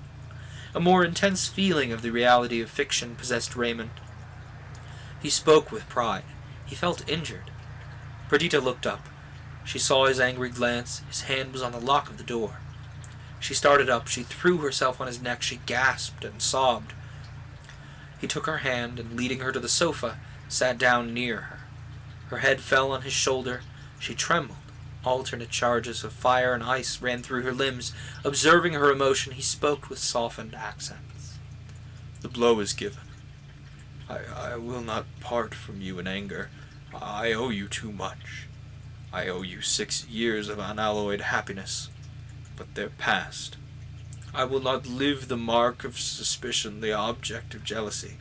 I love you too well. In an eternal separation can only either of us hope for dignity and propriety of action. We shall not be then degraded from our true characters. Faith and devotion have hitherto been the essence of our intercourse. These lost, let us not cling to the seedless husk of life, the unkerneled shell. You have your child, your brother, Adrian. And you, the writer of that letter, cried Perdita.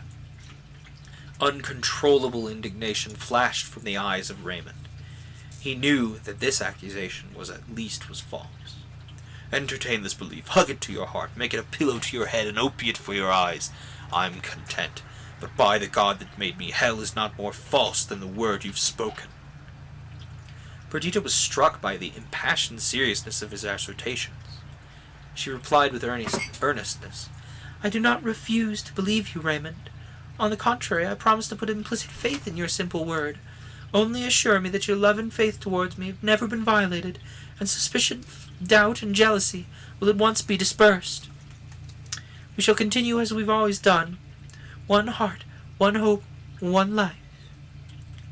I have already assured you of my fidelity. Triple assertions will avail nothing where one is despised.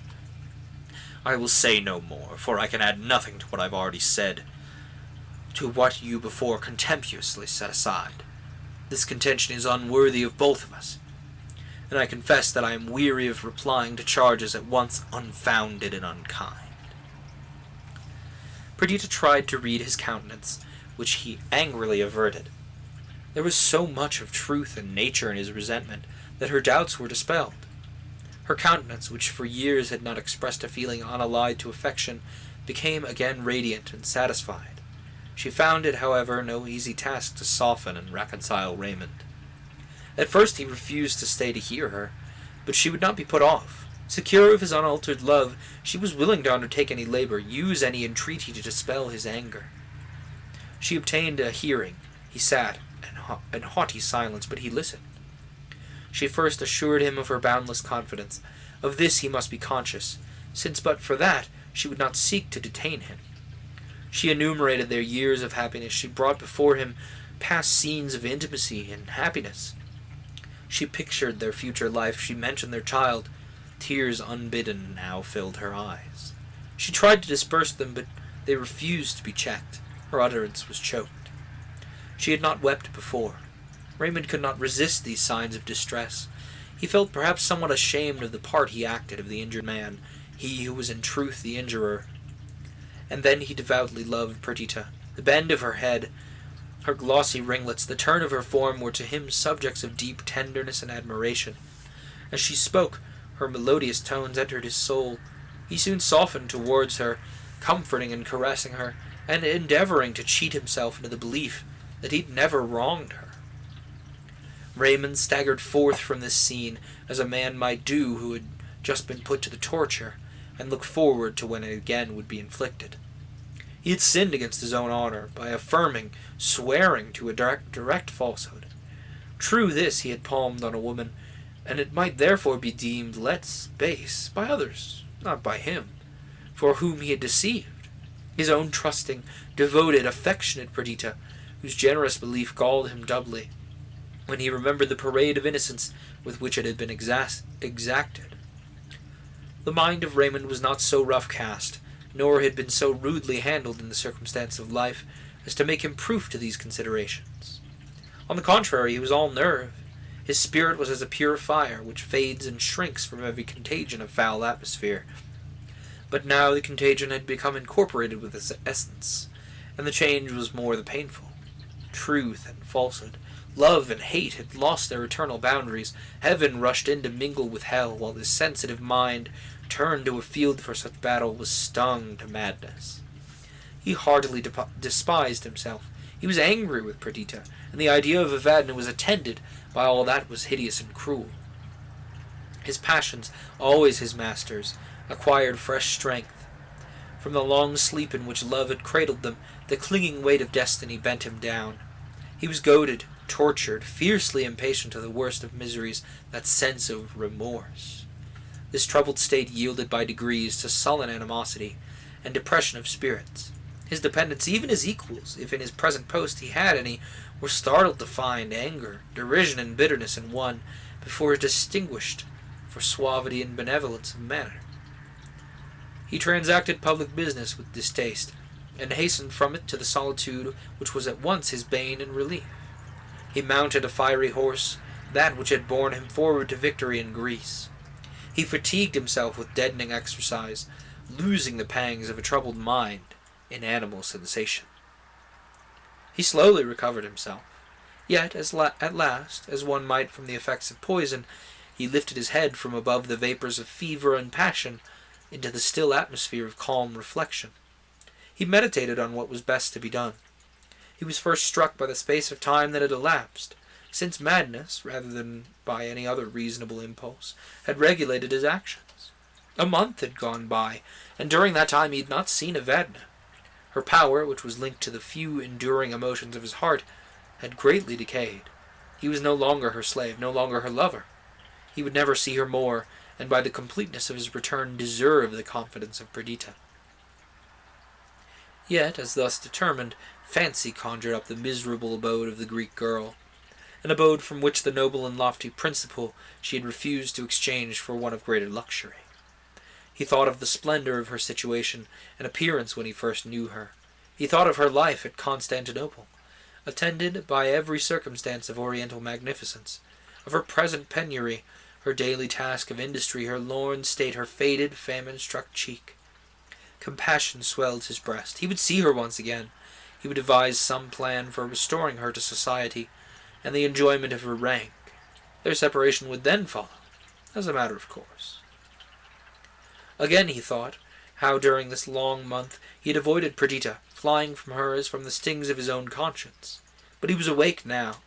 All this should be remedied, and future devotion erase the memory of this only blot on the serenity of their life. He became cheerful as he thought of this, and soberly and resolutely marked out the line of conduct he would adopt. He remembered that he promised Perdita to be present this very evening, the 19th of October, anniversary of his election as protector, at a festival given in his honor. Good augury should this festival be of the happiness of future years. First he would look in on Evadna. He would not stay, but he owed her some account, some compensation for his long and unannounced absence. And then to Perdita, to the forgotten world, to the duties of society, the splendor of rank, and the enjoyment of power. After the scene sketched in the preceding pages, Perdita had contemplated an entire change in the manner of conduct that Raymond carried on. She expected freedom of communication, and a return to those habits of affectionate intercourse which had formed the delight of her life. But Raymond did not join her in any of her avocations.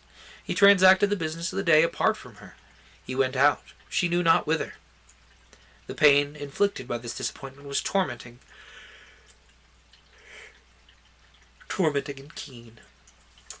She looked on it as a deceitful dream, and tried to throw off the consciousness of it, but like the shirt of Nessus it clung to her very flesh, and ate with sharp agony into her vital principle. She possessed that, though such an assertion must appear a paradox, which belongs to few, a capacity of happiness. Her delicate organization and creative imagination rendered her particularly susceptible of pleasurable emotion. The overflowing warmth of her heart, by making love a plant of deep root and stately growth, had attuned her whole soul to the reception of happiness, when she found in Raymond all that could adorn love and satisfy her imagination. But if the sentiment on which the fabric of her existence was founded became commonplace through participation, the endless succession of attentions and graceful actions snapped by transfer, his universe of love wrested from her, happiness must depart, and then be exchanged for its opposite. The same peculiarities of character rendered her sorrows agonies. Her fancy magnified them, her sensibility made her forever open to their renewed impression. Love envenomed the heart-piercing sting. There was neither submission, patience, nor self-abandonment in her grief. She fought with it, struggled beneath it, and rendered every pang more sharp by resistance. Again and again the idea recurred that he loved another. She did him justice. She believed that he felt a tender affection for her, but give a paltry prize to him who in some life-lending lottery has calculated on the possession of tens of thousands, and it will disappoint him more than a blank. The affection and amity of Raymond might be inestimable, but beyond that affection, embossed deeper than friendship, was the indivisible treasure of love. Take the sum in its completeness, and no arithmetic can calculate its price. Take from it the smallest portion, give it but the name of parts, separate it into degrees and sections, and like the magician's coin, the valueless gold of mine is turned to the vilest substance. There is a meaning in the eye of love, a cadence in its voice, and a radiation in its smile, the talisman of whose enchantments one only can possess. Its spirit is elemental, its essence single, its divinity a unit. The very heart and soul of Raymond and Perdita had mingled, even as two mountain brooks that join in their descent, and murmuring and sparkling flow over shining pebbles beside starry flowers. But let one desert its primal course, or be dammed up by choking obstruction, and the other shrinks in its altered banks. Perdita was sensible of the falling of the tide that fed her life. Unable to support the slow withering of her hopes, she suddenly formed a plan, resolving to terminate at once the period of misery, and to bring a happy conclusion the last disastrous events. The anniversary was at hand of the exaltation of Raymond to the office of protector, and it was customary to celebrate this day by a splendid festival. A variety of feelings urged Perdita to shed double magnificence over the scene, and yet as she arrayed herself for the evening gala, she wondered herself at the pains she took to render sumptuous the celebration of an event which appeared to her the beginning of her sufferings. Woe befall the day, she thought.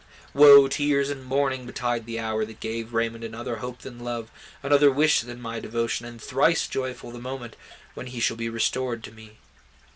God knows I put my trust in his vows and believe his asserted faith, but for that I would not seek which I am now resolved to attain. Shall 2 years more be thus passed, each day adding to our alienation, each act another stone piled on the barrier which separates us? No, my Raymond, my only beloved, sole possession of Perdita. This night, this splendid assembly, these sumptuous apartments, and this adornment of your tearful girl are all united to celebrate your abdication. Once for me you relinquished the prospect of a crown. That was in days of early love, when I could hold out the hope, not the assurance, of happiness. Now you have the experience of all that I can give, the heart's devotion, taintless love, and unhesitating subjection to you. You must choose between these and your protectorate. This, proud noble, is your last night. Perdita has bestowed on it all of magnificent and dazzling that your heart best loves. But from these gorgeous rooms, from this princely attendance, from power and elevation, you must return with tomorrow's sun to our rural abode, for I would not buy an immortality of joy by the endurance of one more weak sister to the last. Brooding over this plan, resolved when the hour should come to propose and insist upon its accomplishment, secure of his consent, the heart of Perdita was lightened, or rather exalted. Her cheek was flushed by the expectation of struggle, her eyes sparkled with the hope of triumph. Having cast her fate upon a die, and feeling secure of winning, she whom I have named as bearing the stamp of Queen of Nations on her noble brow, now rose superior to humanity, and seemed in calm power to arrest with her finger the wheel of destiny. She never before looked so lovely. We, the Arcadian shepherds of the tale, had intended to be present at this festivity, but Perdita wrote to entreat us not to come, or to absent ourselves from Windsor, for she, though she did not reveal our scheme to us, resolved the next morning to return with Raymond to our dear circle, there to renew a course of life in which she had found entire felicity. Late in the evening she entered the apartments appropriated to the festival. Raymond had quitted the palace the night before. He had promised to grace the assembly, but he had not yet returned. Still, she felt sure that he would come at last, and the wider the breach might appear at this crisis, the more secure she was of closing it forever. It was, as I said, the 19th of October. The autumn was far advanced and dreary. The wind howled, the half-bare trees were despoiled of the remainder of their summer ornament. The state of the air, which induced the decay of vegetation, was hostile to the cheerfulness or hope. Raymond had been exalted by the determination he had made, but with the declining day his spirits declined. First he was to visit Evadna, and then to hasten to the palace of the Protectorate. As he walked through the wretched streets in the neighborhood of the luckless Greek's abode, his heart smote him for the whole course of his conduct toward her. First, his having entered into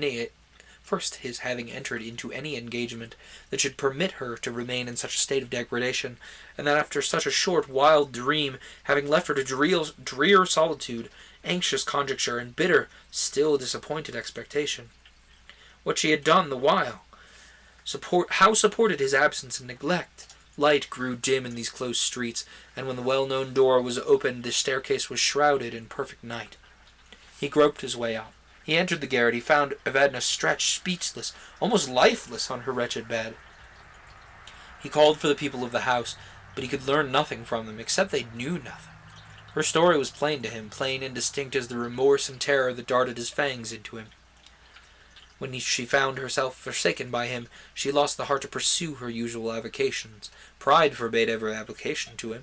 Famine was worshipped as the kind porter to the dates of death, within whose opening folds she should now, without sin, quickly repose. No creature came near her, as her strength failed.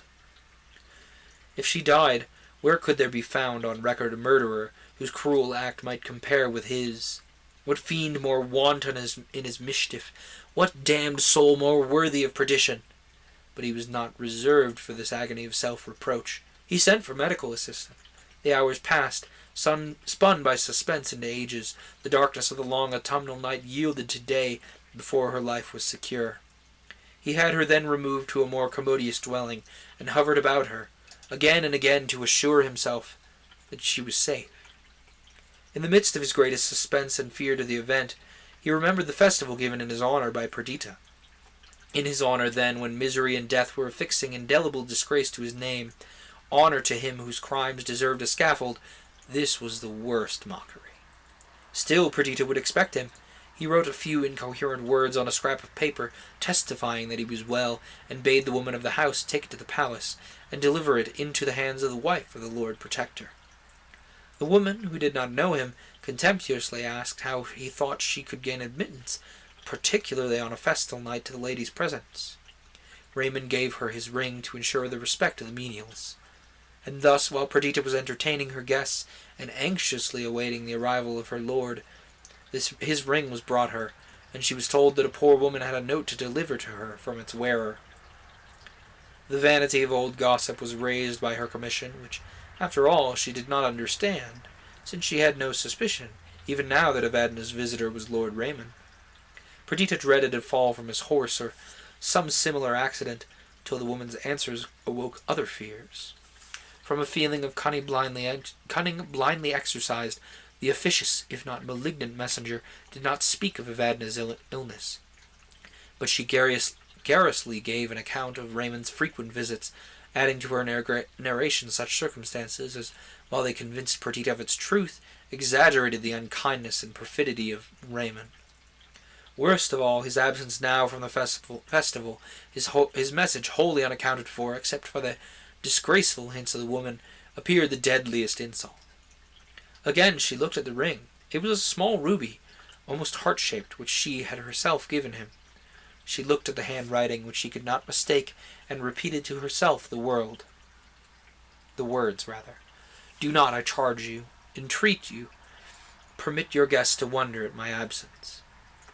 All the while the old crone went on with her talk, filled her ear with a strange medley of truth and falsehood, and at length Perdita dismissed her.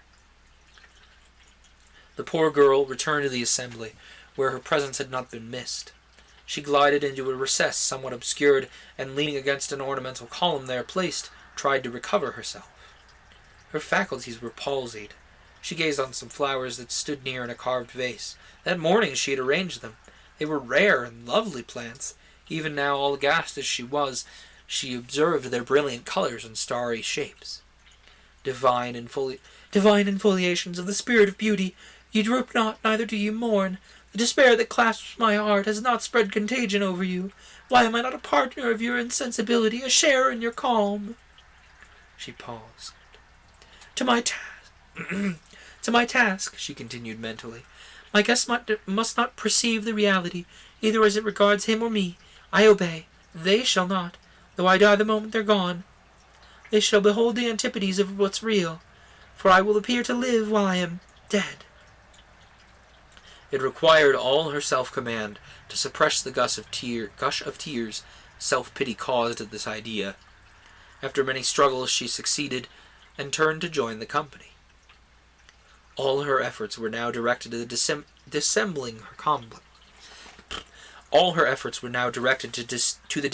of her internal conflict. She had to play the part of a courteous hostess, to attend to all, to shine the focus of enjoyment and grace. She had to do this while in deep woe she sighed for loneliness, and would gladly have exchanged her crowded rooms for dark forest depths, or a drear night-enshadowed hearth. But she became gay.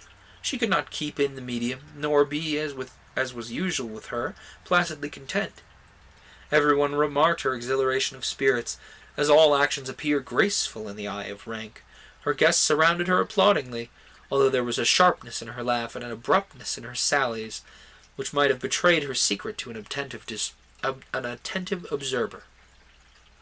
She went on, feeling that if she had paused for a moment, the checked waters of misery would have deluged her soul, that her wrecked hopes would raise their wailing voices, and that those who now echoed her mirth and provoked her repartees would have shrunk in fear from her convulsive despair. Her only consolation during the violence which she did herself was to watch the motions of an illuminated clock, and internally count the moments which must elapse before she could be alone. At length the rooms began to thin. Mocking her own desires, she rallied her guests on their early departure. One by one they left her. At length she pressed the hand of her last visitor. "How cold and damp your hand is! You're over-fatigued. Pray hasten to rest." Perdita smiled faintly. Her guest left her, and the carriage, rolling down the street, assured of the final departure. Then, as if pursued by an enemy, as if wings had been at her feet, she flew to her own apartment. She dismissed her attendants. She locked the doors, threw herself wildly on the floor. She bit her lips even to blood to suppress her shrieks, and lay long a prey to vulture of despair, striving not to think, while multitudinous ideas made a home of her heart, and ideas horrid as furies, as cruel as vipers, and poured in with such swift succession that they seemed to jostle and wound each other, while they worked her up to madness. At length she rose, more composed, but not less miserable. She stood before a large mirror. She gazed on her reflected image, her light and graceful dress, the jewels that studded her hair and encircled her beauteous arms and neck, her small feet shod in satin, her profuse and glossy tresses, all were to her clouded brow and woebegone countenance, like a gorgeous frame to a dark, tempest-portraying picture. "Vase am I, vase brimful of despair's direst essence. Farewell, Perdita, farewell, poor girl. Never again will you see yourself thus. Luxury and wealth are no longer yours. In excess of your poverty you may envy the homeless beggar. Most truly am I without a home. I live on a barren desert which, wide and interminable, brings forth neither fruit nor flower. In the midst is a solitary rock to which thou, Perdita, art chained, and thou seest the dreary level stretch far away." She threw open her window, which looked on the palace garden.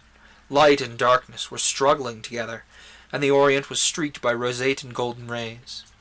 One star only trembled in the depth of the kindling atmosphere. The morning air, blowing freshly over the dewy plants, rushed into the heated room. "All things go on, all things proceed, decay, and perish. When noontide is past, and the weary day has driven her team to the western stalls, the fires of heaven rise from the east. Moving in their accustomed path, they descend and ascend the skyey hill. When their course is fulfilled, the dial begins to cast westward an uncertain shadow. The eyelids of day are open, and birds and flowers, the startled vegetation and fresh breeze awaken. The sun at length appears, and in majestic procession climbs the capital of heaven. All proceeds, changes, and dies, except the sense of misery in my busting heart.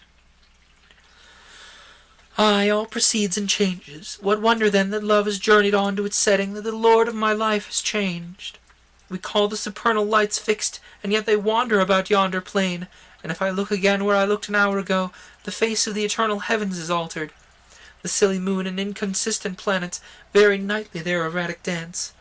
The sun itself, sovereign of the sky, ever and anon deserts his throne and leaves his dominion to night and winter. Nature grows old and shakes in her decaying limbs.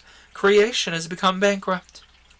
What wonder, then, that eclipse and depth have led to the destruction of the light of my life, O Perdita? Okay. That last chapter was much longer than I was expecting. We are long overdue for taking ourselves a small break for some water, getting up and walking around, getting some stretches in. If you haven't eaten anything yet, now would probably be a good time to eat. If you have any medication to take, here's your reminder to do so. I will be back in about 15-20 minutes. I might make myself up a cup of tea. Either way, everyone remember to take care of yourself in this little intermission. We will be right back.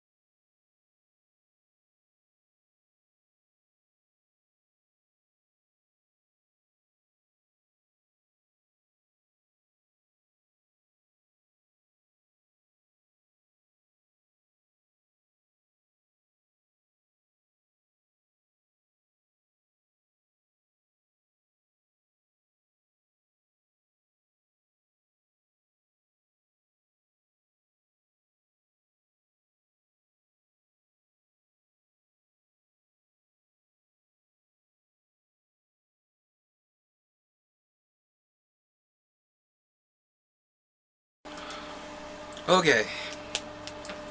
Once the frames recover. I said once the frames recover. Come on, man. Oh, look at that.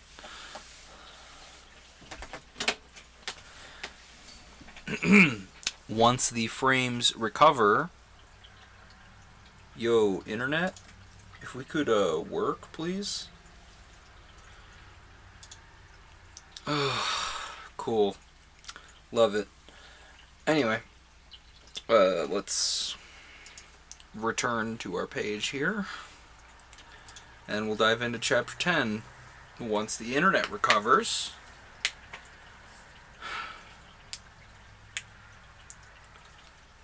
Hello, internet?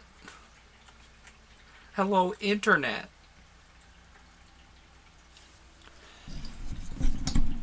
Really? Really? We're just gonna sit here and drop frames for 1,000 years. Oh, and the snowfall is gonna break too. Love that. Love that a lot. It's just great. Really? Am I gonna have to switch back to the technical difficulties here? Are we having technical difficulties? Apparently.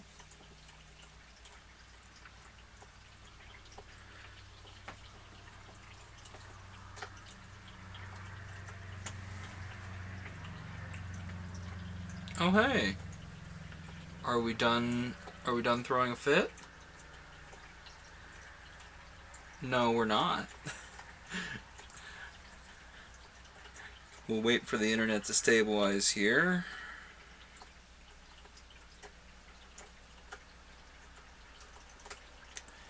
Okay, there we go. Maybe. We'll just cross our fingers and hope it remains stable. Let's dive into chapter 10 after one last sip of water.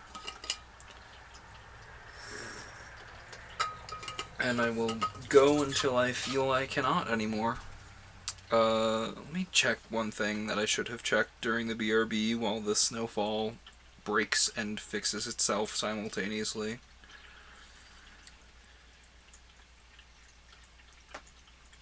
Come on, Snowfall. Fix yourself.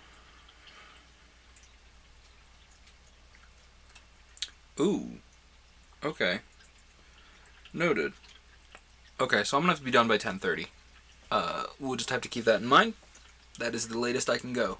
Someone keep an eye on the time, please. If there is anyone in chat capable of doing so. If you're not, just, lurking with me in the background. Someone keep one eye on the time. I will set an alarm for 10:30 p.m. just so I know I have to be done. Okay. Alright, let's return here. Returning to chapter 10. Thus sad and disarranged were the thoughts of my poor sister when she became assured of the infidelity of Raymond. All her virtues and all her defects tended to make the blow incurable. Her affection for me, her brother, for Adrian and Idris, was subject, as it were, to the reigning passion of her heart. Even her maternal tenderness borrowed half its force from the delight she had in tracing Raymond's features and expression in the infant's countenance. She had been reserved and even stern in childhood, but love had softened the asperities of her character, and her union with Raymond had used her talents and affections to unfold themselves. The one betrayed and the other lost, she in some degree returned to her ancient disposition. The concentrated pride of her nature, forgotten during her blissful dream, awoke, and with its adder's sting pierced her heart. Her humility of spirit augmented the power of the venom. She had been exalted in her own estimation, while distinguished by his love. Of what worth was she now that he thrust her from this preferment? She had been proud of having won and preserved him, but another had won him from her, and her exaltation was as cold as a water-quenched ember. We, in our retirement, remained long in ignorance of her misfortune. Soon after the festival she sent for her child, and then she seemed to have forgotten us. Adrian observed a change during a visit that he afterward paid them, but he could not tell its extent, or divine the cause. They still appeared in public together, and lived under the same roof.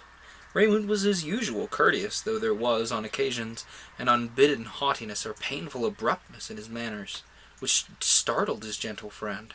His brow was not clouded, but disdain sat on his lips, and his voice was harsh. Perdita was all kindness and attention to her lord, but she was silent, and beyond words, sad. She had grown thin and pale, and her eyes often filled with tears. Sometimes she looked at Raymond as if to say that it should be so. At others her countenance expressed that I will still do all I can to make you happy. But Adrian read with uncertain aim the character of her face, and might mistake. Clara was always with her, and she seemed most at ease when, in an obscure corner, she could sit holding her child's hand, silent and lonely. Still, Adrian was unable to guess the truth. He entreated them to visit us at Windsor, and they promised to come the following month. It was May before they arrived. The season had decked the forest trees with leaves, and its paths with 1,000 flowers. We had notice of their intention the day before, and early in the morning Perdita arrived with her daughter. Raymond would follow soon, she said. He had been detained by business. According to Adrian's account, I had expected to find her sad, but on the contrary, she appeared in the highest spirits. True, she'd grown thin, her eyes were somewhat hollow, and her cheeks sunk, though tinged by a bright glow. She was delighted to see us, caressed our children, praised their growth and improvement. Clara was also pleased to meet again her young friend Alfred. All kinds of childish games were entered into, in which Perdita joined. She communicated her gaiety to us, and as we amused ourselves on the castle terrace, it appeared that a happier, less careworn party could not have been assembled. "This is better, Mamma," said Clara, "than being in that dismal London where you often cry and never laugh as you do now." "Silence, foolish little thing," replied her mother, "and remember that anyone mentions London is sent to Coventry for an hour." Soon after, Raymond arrived. He did not, as usual, join in the playful spirit of the rest, but, entering into conversation with Adrian and myself, by degrees we seceded from our companions, and Idris and Perdita only remained with the children. Raymond talked of his new buildings, of his plan for an establishment of the better education of the poor. As usual, Adrian and he entered into argument, and the time slipped away unperceived. We assembled again towards evening, and Perdita insisted on our recourse having music. She wanted, she said, to give us a specimen of her new accomplishment, for since she had been in London she had applied herself to music, and sang, without much power, but with a great deal of sweetness. We were not permitted by her to select any but light-hearted melodies, and all the operas of Mozart were called into service that we might choose the most exhilarating of his airs. Among the other transcendent attributes of Mozart's music, it possesses more than any other, that of appearing to come from the heart. You enter into the passions expressed by him, and you're transported with grief, joy, anger, or confusion as he, our soul's master, chooses to inspire. For some time the spirit of hilarity was kept up, but at length Perdita receded from the piano, for Raymond had joined in the trio of Tassi in Guisto Core in Don Giovanni, whose arch entreaty was softened by him into tenderness, and thrilled her heart with memories of the changed past. It was the same voice, the same tone, the self-same sounds and words, which often before she had received as the homage of love to her. No longer was it that, and this concord of sound with its dissonance of expression penetrated her with regret and despair. Soon after Idris, who was at the harp, tuned to that passionate and sorrowful air in Figaro, Porgi, amor, qualche ristoro, in which the deserted countess laments the change of the faceless Almaviva. The soul of tender sorrow is breathed forth in this strain, and the sweet voice of Idris, sustained by the mournful chords of her instrument, added to the expression of the words. During the pathetic appeal with which it concludes, a stifled sob attracted our attention to Perdita. The cessation of the music recalled her to herself, and she hastened out the hall, where I followed her. At first she seemed to wish to shun me, and then yielding to my earnest questions, she threw herself on my neck and wept aloud. Once more in your friendly breast, my beloved brother, can the lost Perdita pour forth her sorrows. I had imposed a law of silence on myself, and for months have I kept it. I do wrong in weeping now, and greater wrong in giving words to my grief. I will not speak. Be it enough for you to know that I am miserable. Be it enough for you to know that the painted veil of life is rent, that I sit for ever shrouded in darkness and gloom, that grief is my sister, everlasting lamentation my mate. I endeavored to console her. I didn't question her. But I caressed her, assured her of my deepest affection, and the intense interest in her changes of fortune. Dear words, expressions of love come upon my ear, like the remembered sounds of forgotten music that had been dear to me. They're vain, I know, how very vain, in their attempt to soothe or comfort me. Dearest Lionel, you cannot guess what I've suffered during these long months. I've read of mourners in ancient days who clothed themselves in sackcloth, scattered dust upon their heads, ate their bread mingled with ashes, and took up their abode on the bleak mountain tops, reproaching heaven and earth aloud with their misfortune. Why, this is the very luxury of sorrow. Thus might go on from day to day, contriving new extravagances, revelling in the paraphernalia of woe, wedded to all the appurtenances of despair.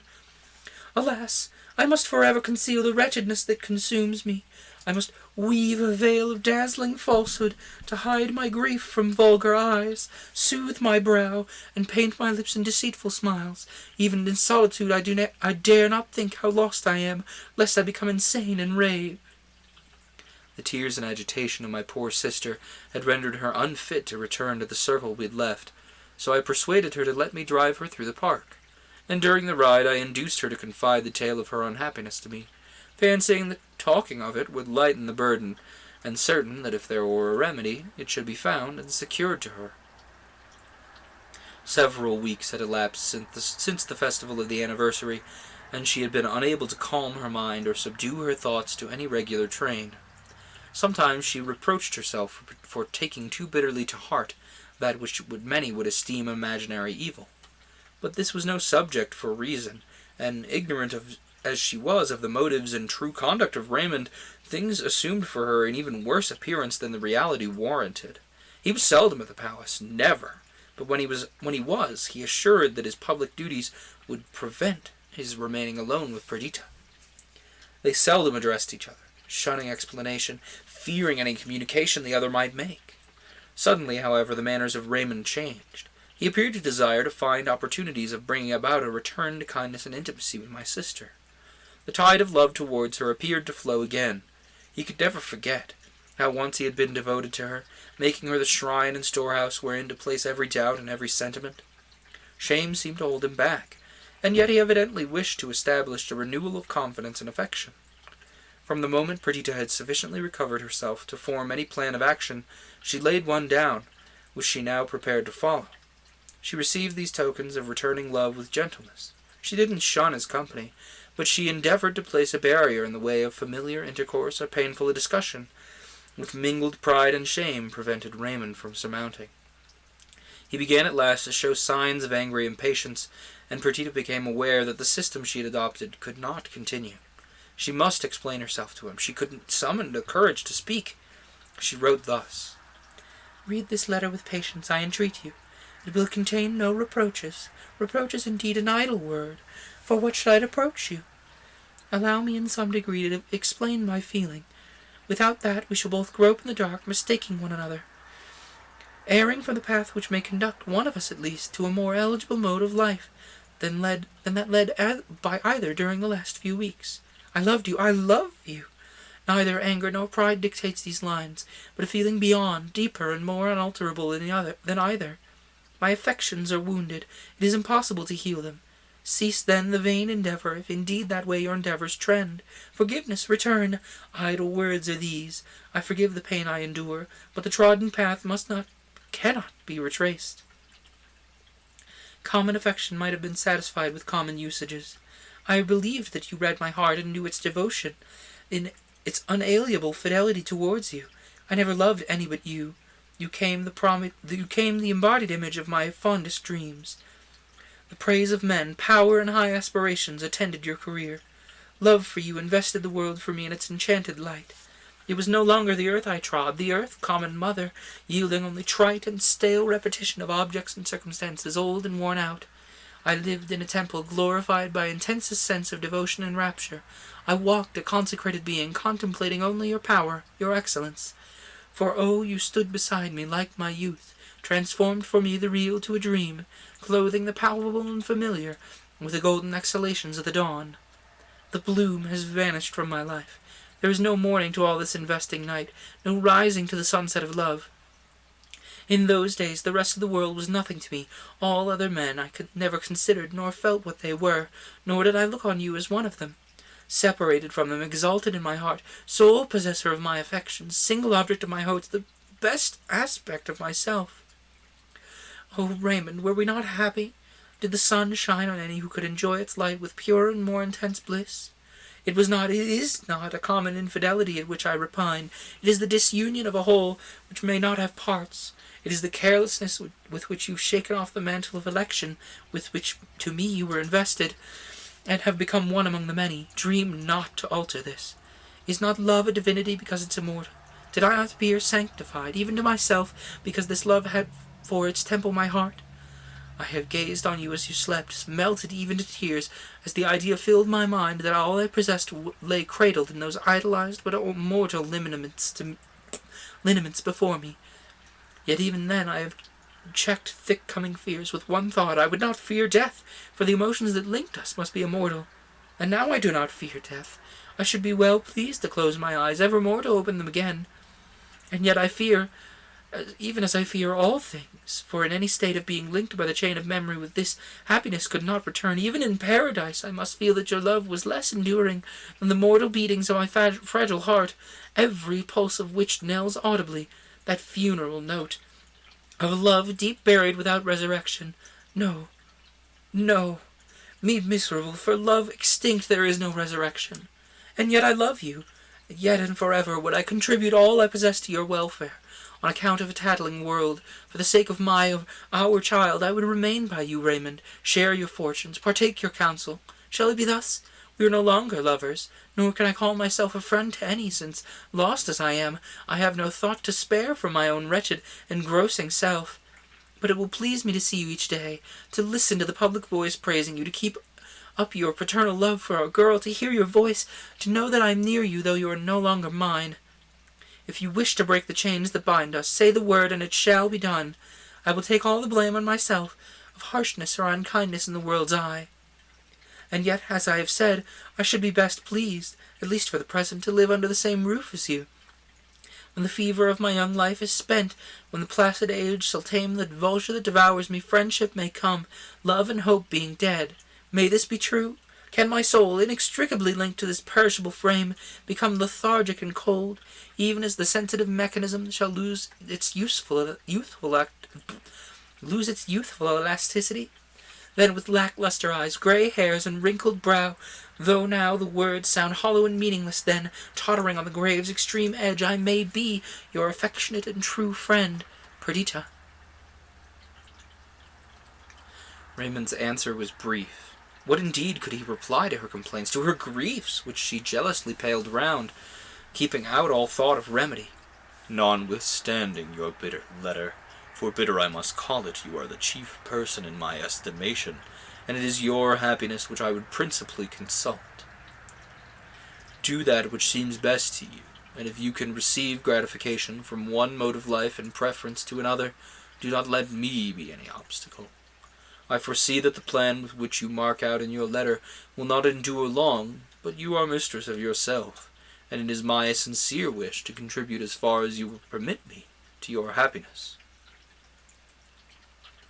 Raymond has prophesied well. Alas, that it should be so! Our present mode of life cannot continue long, and yet I will not be the first to propose alteration. He beholds in me one whom he has injured even unto death, and I derive no hope from his kindness. No change can possibly be brought about even by his best intentions. As well might Cleopatra have worn as an ornament the vinegar which contained her dissolved pearl, as I be content with the love that Raymond can now offer me. I own that I did not see her misfortune with the same eyes as Perdita. At all events, methought the wound could be healed, and if they remained together it would be so. I endeavored therefore to soothe and soften her mind, and it was not until after many endeavors that I gave up the task as impracticable. Perdita listened to me impatiently, and answered with some asperity, Do you think that any of your arguments are new to me, or that my own burning wishes and intense anguish have not suggested them all 1,000 times, with far more eagerness and subtlety than you can put into them. Lionel, you cannot understand what woman's love is. In days of happiness, I've often repeated to myself, with a graceful heart and exulting spirit, all that Raymond sacrificed for me. I was poor, uneducated, unbefriended mountain girl, raised from nothingness by him. All that I possessed of the luxuries of life came from him. He gave me an illustrious name and a noble station. The world's respect reflected from his own glory. All this joined to his own undying love inspired me with sensations toward him, akin to those with which we would regard the giver of life. I gave him love only. I devoted myself to him. Imperfect creature that I was, I took myself to task that I might become worthy of him. I watched over my hasty temper, subdued my burning impatience of character, schooled my self-engrossing thoughts, educating myself to the best perfection I might attain. The fruit of exertions might be his happiness. I took no merit for this. He deserved it all. All labor, all devotion, all sacrifice. I would have toiled up a scaleless Alp to pluck a flower that would please him. I was ready to quit you all, my beloved and gifted companions, to only live with him, and only with him, for him. I could not do otherwise, even if I had wished. For if we are said to have two souls, he was my better soul, to which the other was a perpetual slave. One only did return because he did owe me even fidelity. I earned that. I deserved it, because I was mountain-bred, unallied to the noble and wealthy. Think shall he to repay me by an empty name and station? Let him take them back. Without his love they are nothing to me. The only merit in his eyes that they were his. Thus passionately Perdita ran on. When I adverted to the question of their entire separation, she replied, Be it so. One day the period will arrive. I know it and I feel it. But in this I am a coward. This imperfect companionship and our masquerade of union are strangely dear to me. It is painful, I allow, destructive, impracticable. It keeps up a perpetual fever in my veins. It frets my medical wound. It is instinct with poison, and yet I must cling to it. Perhaps it will kill me soon, and thus perform a thankful office. In the meantime, Raymond had remained with Adrian and Idris. He was naturally frank. The continued absence of Perdita and myself became remarkable, and Raymond soon found relief from the constraint of months by an unreserved confidence in his two friends. He related to them the situation in which he had found Evadna. At first, from delicacy to Adrian, he concealed her name, but it was divulged in the course of his narrative, and her former lover heard with the most acute agitation the history of her sufferings. Idris had shared Perdita's ill opinion of the Greek, but Raymond's account softened and interested her. Evadna's constancy, fortitude, even her ill-fated and ill-regulated love were matter of admiration and pity, especially when, from the detail of the events of the 19th of October, it was apparent that she preferred suffering and death to any, in her eyes, degrading application for the pity and assistance of her lover. Her subsequent conduct did not diminish this interest. At first, relieved from famine in the grave, watched over by Raymond with the tenderest assiduity.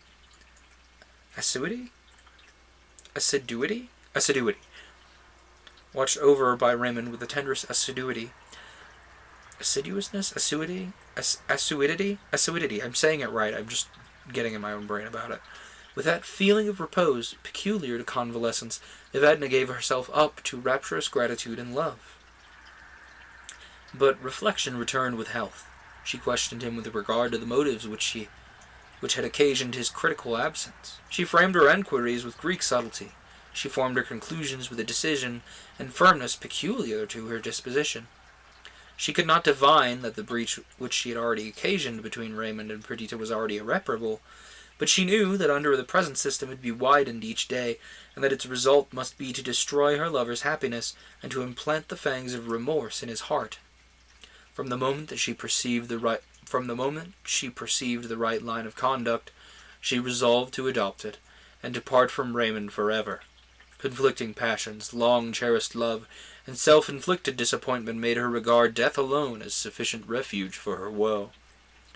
But the same feelings and opinions which had before restrained her acted with redoubled force, for she knew that the reflection that he had occasioned her death would pursue Raymond through life, poisoning every moment, clouding every prospect.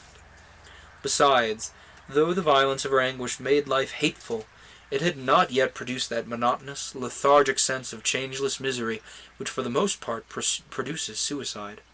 Her energy of character induced her still to combat with the ills of life, even those attendant on hopeless love presented themselves rather in the shape of an adversary to be overcome than of a victor to whom she must submit. Besides, she had memories of past tenderness to cherish, smiles, words, and even tears to con over, which, though remembered in desertion and sorrow, were to be preferred to the forgetfulness of the grave.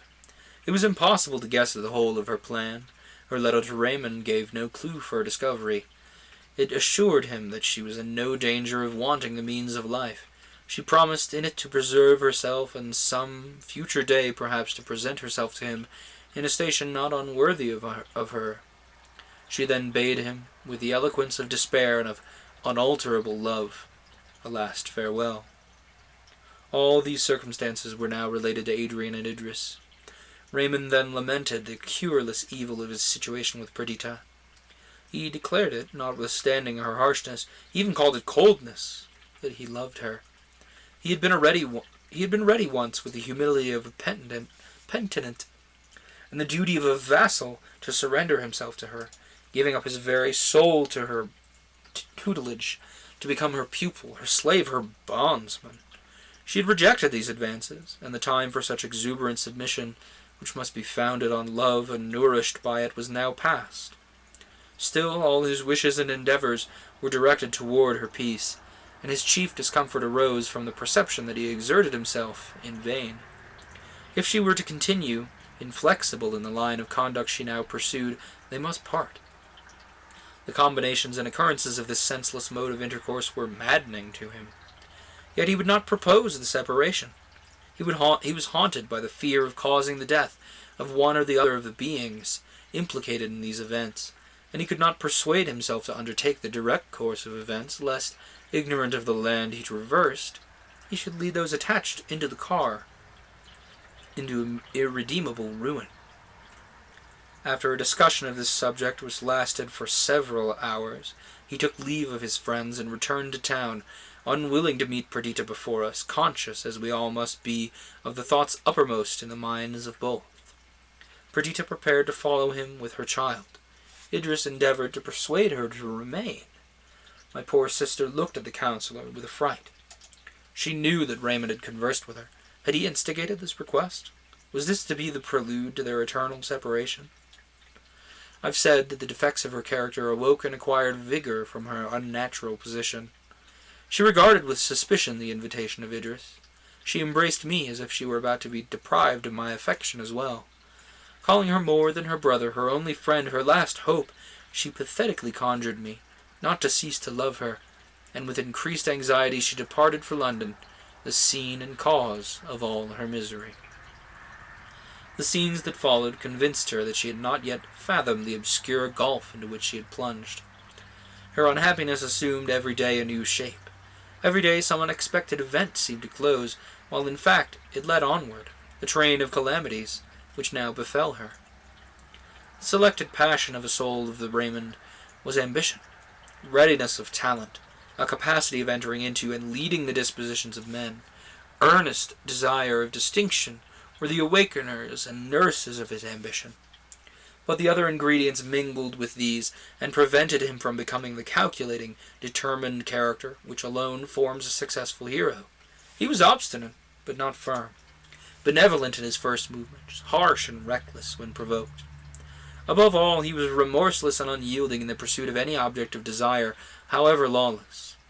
Love of pleasure and the softer sensibilities of our nature made a prominent part of his character, conquering the conqueror, holding him in at the moment of acquisition, sweeping away ambition's web, making him forget the toil of weeks, for the sake of one moment's indulgence of the new and actual object of his wishes. Obeying these impulses, he had become the husband of Perdita. Egged on by them, he found himself the lover of Evadna. He had now lost both. He had neither the ennobling self-gratulation which constancy inspires to console him, or the voluptuous sense of abandonment to a forbidden but intoxicating passion. His heart was exhausted by the recent events. His enjoyment of life was destroyed by the resentment of Perdita and the flight of Evadna, and the inflexibility of the former set the last seal upon his annihilation of his own hopes. As long as their disunion remained a secret, he cherished an expectation of reawakening past tenderness in her bosom, now that we were all made acquainted with these occurrences, and that Perdita, by declaring her resolves to others in a manner, pledged herself to their accomplishment. He gave up the idea of reunion as futile, and sought only, since he was unable to influence her to change, to reconcile himself to the present state of things. He made a vow against love and its train of struggles, disappointment and remorse, and sought in mere sensual enjoyment a remedy for the injurious inroads of passion. Debasement of character is the certain follower of such pursuits. And yet this consequence would not have been immediately remarkable if Raymond had continued to apply himself to the execution of his plans for the public benefit, and the fulfilling his duties as protector. But extreme in all things, given up to immediate impressions, he entered with ardor into this new pursuit of pleasure, and followed up the incongruous intimacies occasioned by it, without reflection or foresight. The council chamber was deserted. The crowds which attended on him as agents to his various projects were neglected. Festivity and even libertinism became the order of the day. Perdita beheld with affright the increasing disorder. For a moment she thought she could stem the torrent, and that Raymond could be induced to hear reason from her. Vain hope! The moment of her influence was past. He listened with haughtiness, replied disdainfully, and if, in truth, she succeeded in awakening his conscience, the sole effect was that he sought an opiate for the pang in oblivious riot. With the energy natural to her, Perdita then endeavored to supply his place. Their still apparent union permitted her to do much, but no woman could, in the end, present a remedy to the increasing negligence of the protector, who, as if seized with a paroxysm of insanity, trampled on all ceremony, all order, all duty, and gave himself up to license.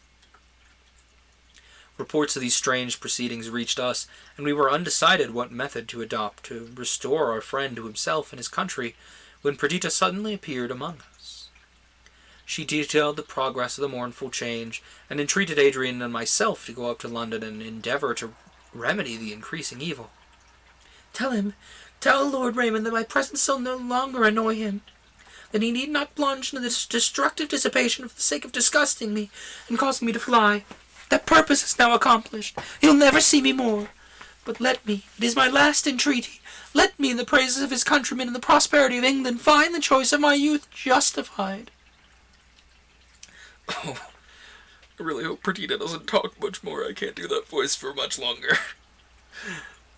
During our ride up to town, Adrian and I had discussed and argued upon Raymond's conduct and his falling off from the hopes of permanent excellence on his part, which he had before given us cause to entertain. My friend and I both had been educated in one school, or rather I was the pupil in his opinion that steady adherence to the principle was the only road to honour, a ceaseless observance of the laws of general utility, the only conscientious aim of human ambition. But though we both entertained these ideas, we differed in their application. Resentment added also a sting to my censure, and I reprobated Raymond's conduct in severe terms. Adrian was more benign, more considerate. He admitted that the principles that I laid down were the best, but he denied that they were the only one. Quoting the text, "There are many mansions in my Father's house," he insisted that the modes of becoming good or great varied as much as the dispositions of men, of whom it might be said, as the leaves of the forest, there were no two alike. We arrived in London about 11 at night. We conjectured, notwithstanding what we had heard, that we should find Raymond in St. Stephen's, and thither we sped. The chamber was full, but there was no protector, and there was an austere discontent manifest on the countenances of the leaders, and a whispering and busy tattle among the underlings, not less ominous. We hastened to the palace of the Protectorate. We found Raymond in his dining room with 6 others, the bottle that was being pushed about merrily, and had made considerable inroads on the understanding of 1 or 2. He who sat near Raymond was telling a story which convulsed the rest with laughter. Raymond sat among them, though while he entered into the spirit of the hour, his natural dignity never forsook him. He was gay, playful, fascinating, but he never did overstep the modesty of nature or the respect due to himself in his wildest sally. And yet I own that, considering the task which Raymond had taken on himself as Protector of England, and the cares to which it became him to attend, I was exceedingly provoked to observe the worthless fellows on whom his time was wasted, and the jovial, if not drunken, spirit which seemed on the point of robbing him of his better self. I stood watching the scene while Adrian flitted like a shadow in among them, and by a word and look of sobriety endeavoured to restore order to the assembly. Raymond expressed himself delighted to see him, declaring that he should make one in the festivity of the night. This action of Adrian provoked me. I was indignant that he should sit at the same table with the companions of Raymond, men of abandoned characters, or rather without any, the refuse of high-blood luxury, the disgrace of their country. "Let me entreat Adrian," I cried, "not to comply. Rather join with me in endeavouring to withdraw Lord Raymond from this scene and restore him to other society." My good fellow, this is neither the time nor place for the delivery of a moral lecture. Take my word for it that my amusements in society are not so bad as you imagine. We are neither hypocrites nor fools. For the rest, doth thou think because thou art virtuous there should be no more cakes and ale? I turned angrily away. "Verily, you are very cynical. Sit down, or if you will not, perhaps, as you are not a frequent visitor, Lord Raymond will humour you, and accompany us, as he previously agreed upon, to Parliament." Raymond looked keenly at him. He could read benignity in only his gentle lineaments. He turned to me, observing with scorn my moody and stern demeanour. "Come, I've promised for you. Enable me to keep my engagement. Come with us." Raymond made an uneasy movement and laconically replied, "I won't." The party, in the meantime, had broken up. They looked at the pictures, strolled into other apartments, talked of billiards, and one by one vanished. Raymond strode angrily up and down the room. I stood ready to receive and reply to his reproaches, and Adrian leaned against the wall. "This is infinitely ridiculous. If you were schoolboys, you couldn't conduct yourselves more unreasonably. You don't understand. This is only part of a scheme of tyranny to which I'll never submit. Because I'm Protector of England, am I to be the only slave in its empire? My privacy invaded, my actions censured, my friends insulted. But I'll get rid of the whole altogether. Be you witnesses." And he took the star, insignia of his office, from his breast and threw it on the table. "I renounce my office. I abdicate my power. Assume it who will." "Let him assume it," exclaimed Adrian. "Who can pronounce himself, or whom the world would pronounce to be your superior? There does not exist a man in England with adequate presumption. Know yourself, Raymond, and your indignation will cease, your complacency return. A few months ago, whenever we prayed for the prosperity of our country or our own, we at the same time prayed for the life and welfare of the Protector, as indissolubly linked to it. Your hours were devoted to our benefit. Our ambition was to obtain our commendation. You decorated our towns with edifices. You bestowed on us useful establishments. You gifted the soil with abundant fertility. The powerful and unjust cowered at the steps of your judgment seat, and the poor and oppressed arose like morn-awakened flowers under the sunshine of your protection. Can you wonder that we are all aghast and mourn, and this appears changed? But come, this splenetic fit is already past. Resume your functions. Your partisans will hail you. Your enemies be silenced. Our love, honor, and duty will again be manifested towards you. Master yourself, Raymond, and the world is subject to you." All this would be very good sense if addressed to another. Con the lesson yourself, and you, the first peer of the land, may become its sovereign. You, the good, the wise, the just, may rule all hearts. But I perceive too soon for my own happiness, too late for England's good, that I undertook a passion to which I am unequal. I cannot rule myself. My passions are my masters, my smallest impulse my tyrant. Do you think I renounced the Protectorate? And I have renounced it in a fit of spleen. By the God that lives, I swear never to take up that bauble again, never again to burden myself with the weight of care and misery of that which is the visible sign. Once I desired to be a king. It was the heyday of my youth, the pride of boyish folly. I knew myself when I renounced it. I renounced it to gain no matter what, for that also which I have lost. For many months I have submitted to this mock majesty, this solemn jest. I am its dupe no longer. I will be free. I have lost that which adorned and dignified my life, that which linked me to other men. Again am I a solitary man, and I will become again in my early years a wanderer, a soldier of fortune. My friend, this for Verney. I feel that you are my friend. Do not endeavor to shake my resolve. Perdita, wedded to an imagination, careless of what is beyond the veil, whose character is in truth faltery and vile. Perdita has renounced me. With her it was pretty enough to play a sovereign's part, and in the recesses of your beloved forest we acted masks and imagined ourselves Arcadian shepherds to please the fancy of the moment. So was I content, more for Perdita's sake than my own, to take on me the character of one of the great ones of the earth, to lead her behind the scenes of grandeur, to vary her life with a short act of magnificence and power. This was to be the color, love, and confidence, the substance of our existence. But we must live and not act our lives. Pursuing the shadow, I lost the reality, and now I renounce both. Adrian, I am about to return to Greece to become again a soldier, perhaps a conqueror. Will you accompany me? You behold new scenes, see a new people, witness the mighty struggle there going forward between civilization and barbarism. Behold, and perhaps direct the efforts of a young and vigorous population for liberty and order. Come with me. I have expected you. I have waited for this moment. All is prepared. Will you accompany me? I will. Immediately? Tomorrow, if you will. Reflect. Wherefore? My dear fellow, I've done nothing else than reflect on this step the livelong summer, and be assured that Adrian has condensed an age of reflection into this little moment. Do not talk of reflection. From this moment I abjure it. This is my only happy moment during a long interval of time. I must go, Lionel. The gods will it, and I must. Do not endeavor to deprive me of my companion, the outcast's friend. One more word concerning unkind, unjust Perdita.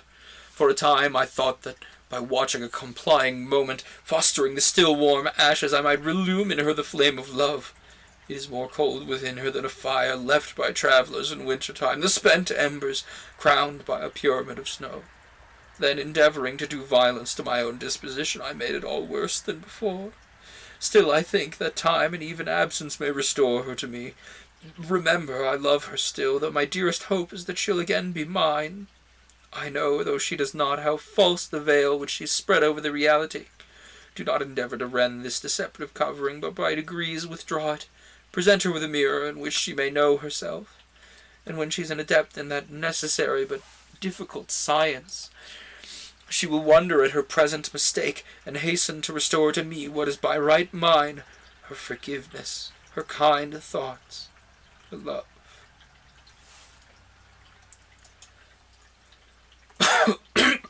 Oh. Give me just a moment.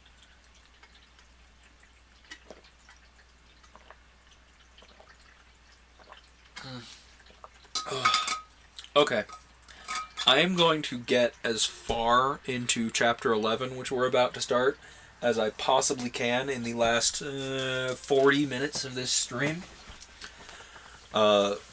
You'll have to excuse me if I dispose with a character voice or two. My voice is not used to speaking for 4 hours straight anymore.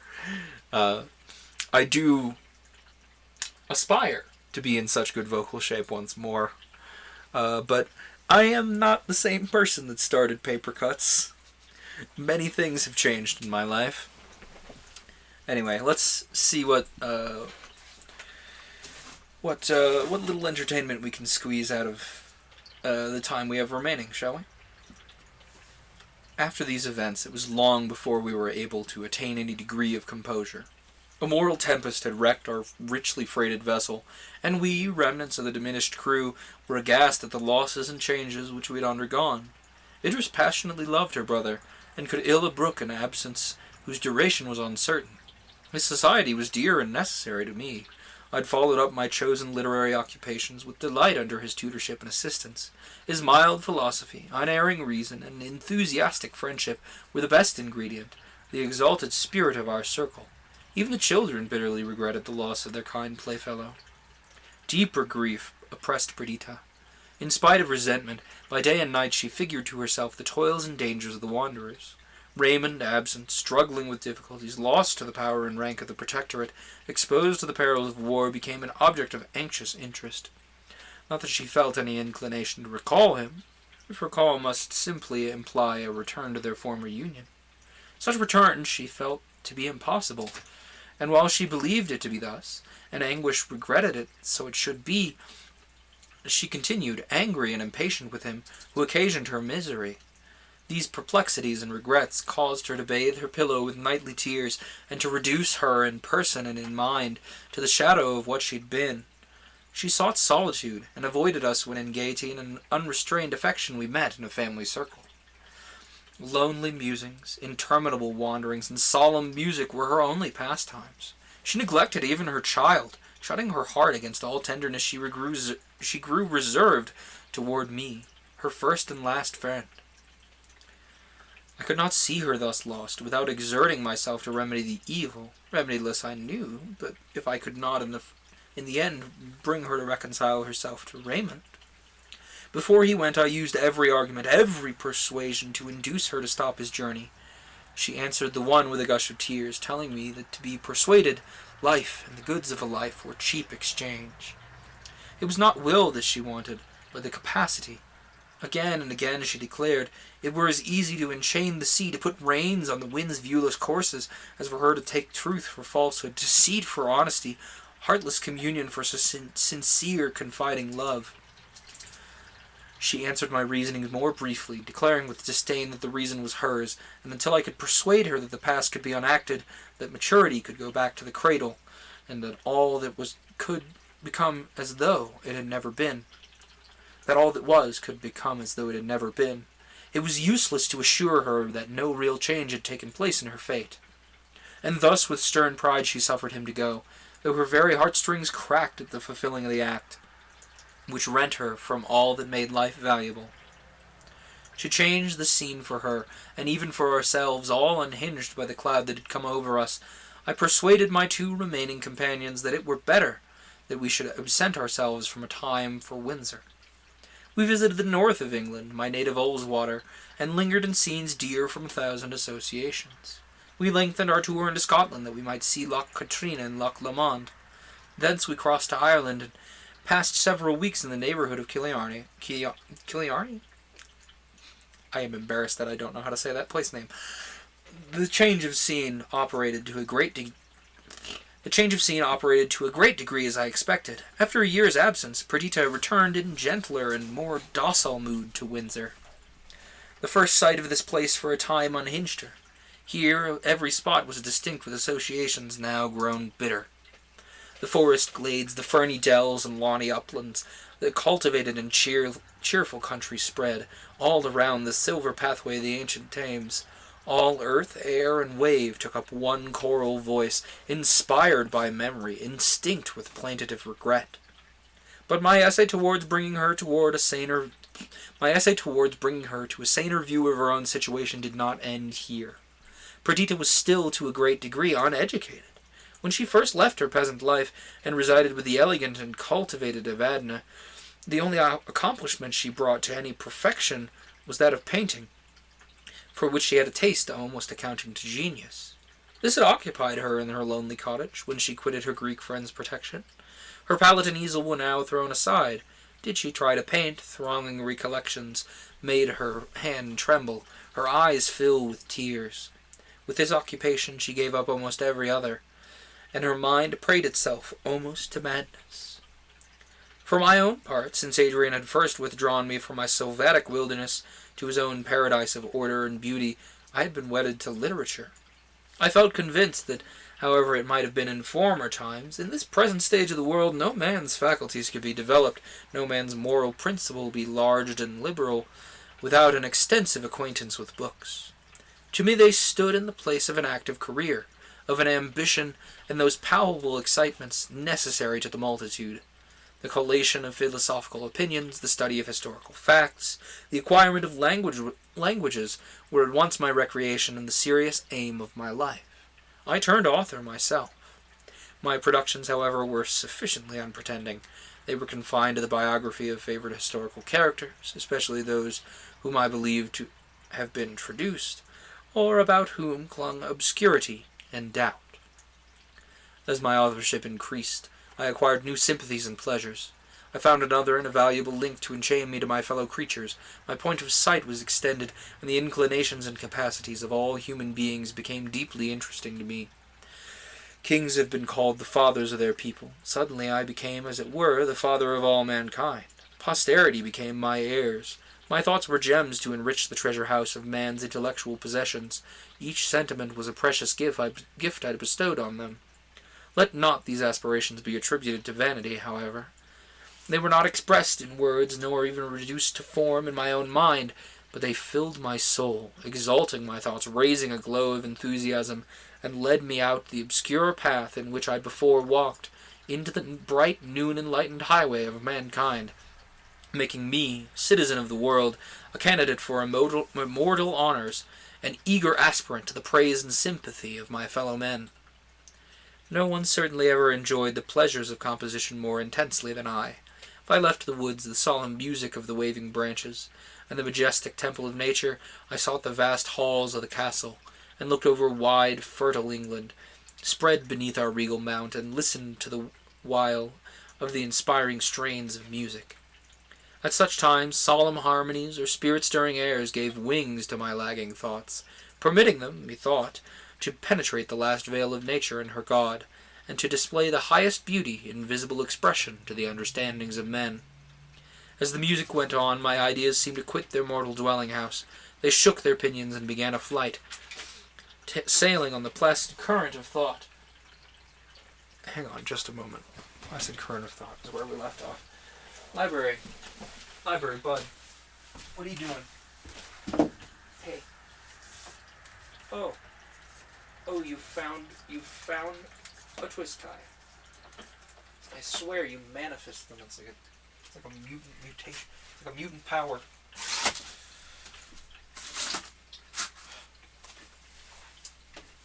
Oh.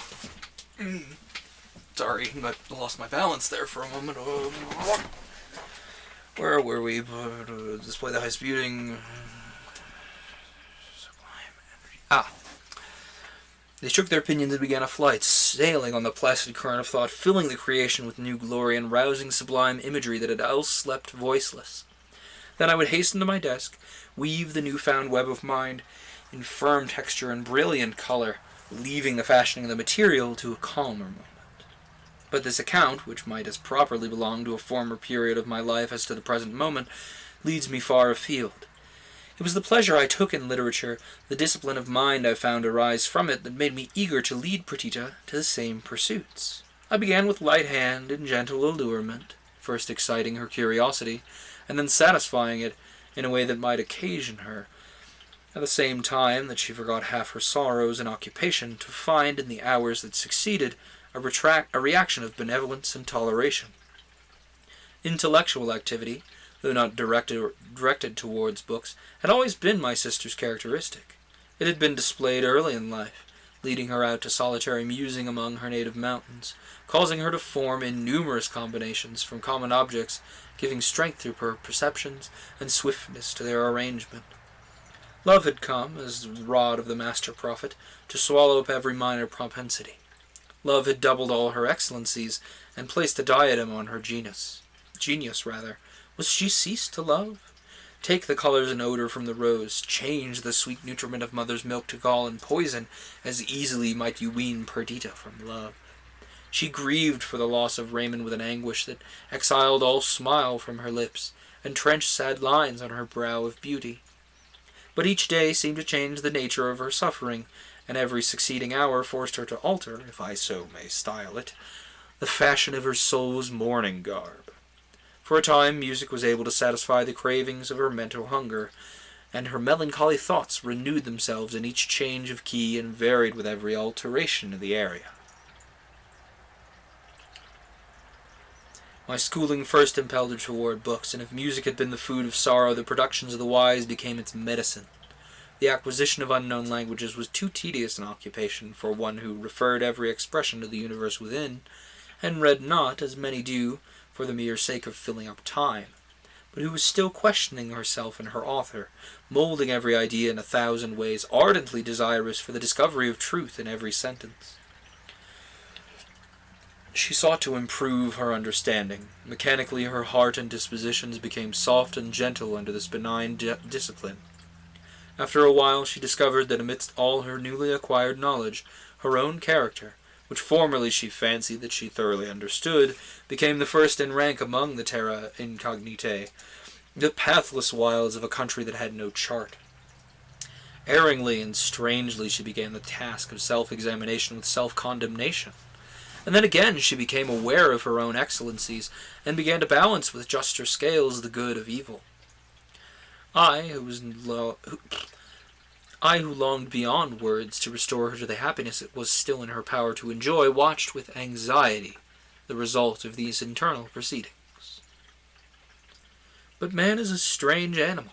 We cannot calculate on his forces like that of an engine, and though an impulse draw with a 40 horsepower at what appears willing to yield to 1, yet in contempt of calculation the movement is not affected.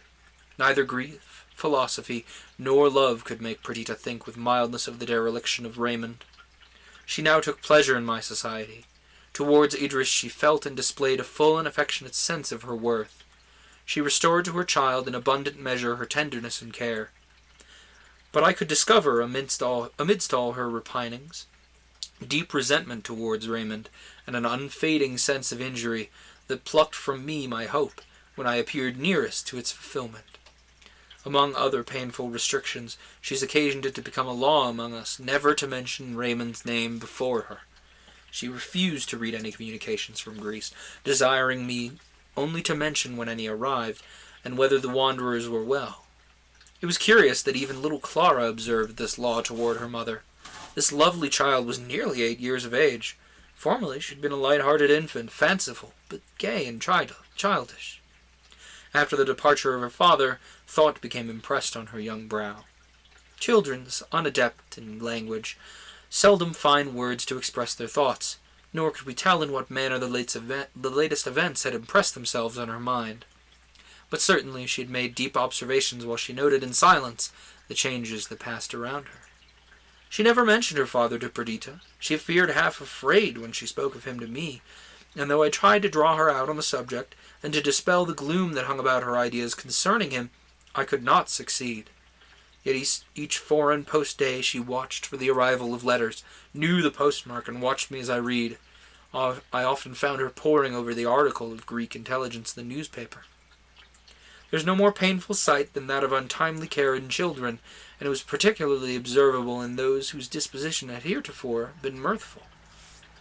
Yet there was so much sweetness and docility about Clara that your admiration was excited, and if the moods of the mind are calculated to paint the cheek with beauty and endow motions with grace, surely her contemplations must have been celestial, since every lineament was molded into loveliness, and her motions was more harmonious than the elegant boundings of the fawns of her native forest. I sometimes expostulated with Perdita on the subject of her reserve, but she rejected my counsels, while her daughter's sensibility excited in her a tenderness still more passionate. After the lapse of about a year, Adrian returned from Greece. When our exiles had first arrived, a truce was in existence between the Turks and the Greeks. A truce that was as to sleep to the mortal frame, signal of renewed activity on waking. With the numerous soldiers of Asia, with all of their warlike stores, ships, and military engines, that wealth and power could command, the Turks at once resolved to crush an enemy, which, creeping on by degrees, had from their stronghold in the Morea acquired Thrace and Macedonia, and had led their armies even to the gates of Constantinople, while their extensive commercial relations gave every European nation an interest in their success. Greece prepared for a vigorous resistance. It rose to a man, and the women, sacrificing their costly ornaments, accoutred their son for war, and bade them conquer or die with the spirit of the Spartan mother. The talents and courage of Raymond were highly esteemed among the Greeks. Born at Athens, that city claimed him for her own, and by giving him the command of her peculiar division in the army, the commander-in-chief only possessed superior power. He was numbered among her citizens. His name was added to the list of Grecian heroes. His judgment, activity, and consummate bravery justified their choice. The Earl of Windsor became a volunteer under his friend. "It is well," Adrian said, "to prate of war in this pleasant shades, and with much ill-spent oil make a show of joy, because many thousand of our fellow creatures leave with pain this sweet air and natal earth. I shall not be inspected of feeling averse to the Greek cause. I know and feel its necessity. It's beyond every other good cause. I've defended it with my sword, and was willing that my spirit should be breathed out in defence. Freedom is of more worth than life, and the Greeks do well to defend their privilege unto death. But let us not deceive ourselves. The Turks are men. Each fibre, each limb is as feeling as our own, and every spasm, being mentally or bodily, is truly felt in a Turk's heart or brain as in a Greek's. The last action at which I was present was the taking of a place. The Turks resisted to the last. The garrison perished on the ramparts, and we entered by assault. Every breathing creature within the walls was massacred. Think you, amidst the shrieks of violated innocence and helpless infancy, did I not feel in every nerve the cry of a fellow being? They were men and women, sufferers, before they were Mahometans. And when they rise turbanless from the grave, in what except their good or evil actions will they be the better or worse than we? 2 soldiers contended for a girl whose rich dress and extreme beauty excited the brutal appetites of these wretches, who, perhaps good men among their families, were changed by the fury of the moment into incarnated evils. An old man with a silver beard, decrepit and bald, he might be her grandfather, interposed to save her. The battle-axe of one of them clove his skull. I rushed to her defence, but rage made them blind and deaf. They did not distinguish my Christian garb or heed my words. Words were blunt weapons then, for while war cried havoc, and murder fit gave echo, how could I turn back the tide of ills, relieving wrong with mild the cost of soothing eloquence? One of the fellows, enraged at my interference, struck me with his bayonet in the side, and I fell senseless. This wound will probably shorten my life, having shattered a frame weak of itself, but I'm content to die. I've learnt in Greece that one man, more or less, is of small import, while human bodies remain to fill up the thin ranks of the soldiery, and the identity of an individual may be overlooked so that the muster roll contains its full members. All this has a different effect upon Raymond. He's able to contemplate the ideal of a war, while I am sensible only to its realities. He's a soldier, a general. He can influence the bloodthirsty war dogs, while I resist their propensities vainly. The cause is simple. Burke has said that in all bodies those who would lead must also in a considerable degree follow. I cannot follow. I do not sympathize for their dreams of massacre and glory. To follow and to lead in such a career is the natural bent of Raymond's mind. He's always successful and bids fair. At the same time he acquires high name and station for himself, to secure liberty, probably extended empire to the Greeks. Perdita's mind was not softened by this account. He, she thought, can be great and happy without me. Would that I also had a career. Would that I could freight some untried bark with all my hopes, energies, and desires, and launch it forth into the ocean of life, bound for some unattainable point, with ambition or pleasure at the helm. But adverse winds detain me on the shore. Like Ulysses, I sit at the water's edge and weep. But my nerveless hands can fell neither the trees nor smooth the planks. Under the influence of these melancholy thoughts she became ever more in love with her sorrow. And yet Adrian's presence did some good. He at once broke through the law of silence observed concerning Raymond. At first she started from the unaccustomed sound, but soon she got used to it, and to love it, and she listened with avidity to the account of his achievements. Clara also got rid of her restraint, and Adrian and she had been old playfellows, and now, as they walked and rode together, he yielded to her earnest entreaty and repeated, for the 100th time, some tale of her father's bravery, munificence, or justice. Each vessel in the meantime brought exhilarating tidings from Greece. The presence of a friend in its armies and councils made us enter into the details with enthusiasm, and a short letter now and then from Raymond told us how he was engrossed by the interests of his adopted country.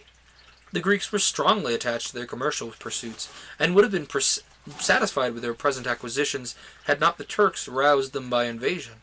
The patriots were victorious, a spirit of conquest was instilled, and already they looked on Constantinople as their own.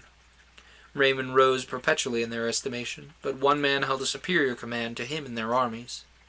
He was conspicuous for his conduct and a choice of position in a battle, fought in the plains of Thrace, on the banks of the Hebrus, which was to decide the fate of Islam. The Mahometans were defeated and driven entirely from the country west of this river. The battle was sanguinary, the loss of Turks apparently irreparable. The Greeks, in losing one man, forgot the nameless crowds strewed upon the bloody field, and they ceased to value themselves on victory, which cost them Raymond. At the Battle of Macri, he led the charge of cavalry, and pursued the fugitives even to the banks of the Hebrus. His favorite horse was found grazing by the margin of the tranquil river. It became a question whether he had fallen among the unrecognized, but no broken ornament or stained trailing betrayed his fate. It was so suspected that the Turks, finding themselves possessed of such an illustrious captive, resolved to satisfy their cruelty rather than their avarice, and fearful of the interference of England, had come to the determination of concealing forever the cold-blooded murder of the soldier they most hated and feared in the squadrons of their enemy. Raymond was not forgotten in England.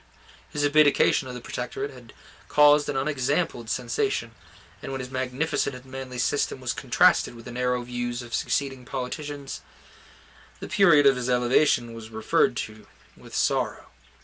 The perpetual recurrence of his name, joined to most honorable testimonials in the Greek gazettes, kept up the interest he had excited. He seemed the favorite child of fortune, and as untimely lost, eclipsed the world, and showed forth the remnant of mankind with diminished lustre.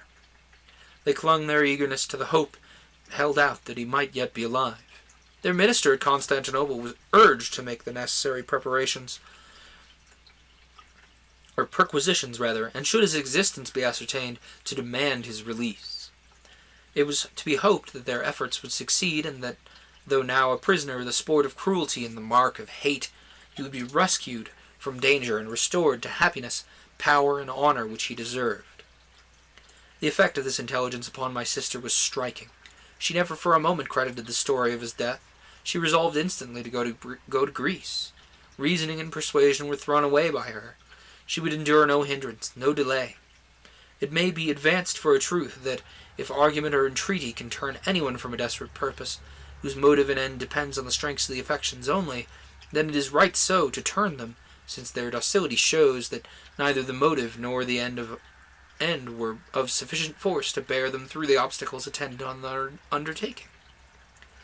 If, on the contrary, there are proof against expostulation, this very steadiness is an omen of success, and it becomes the duty of those who love them to assist in smoothing the obstructions to their path. Such sentiments actuated our little circle.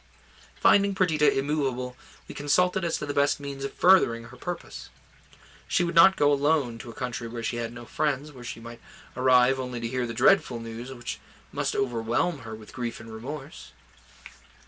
Adrian, whose health had always been weak, now suffered considerable aggravation of suffering from the effects of his wound.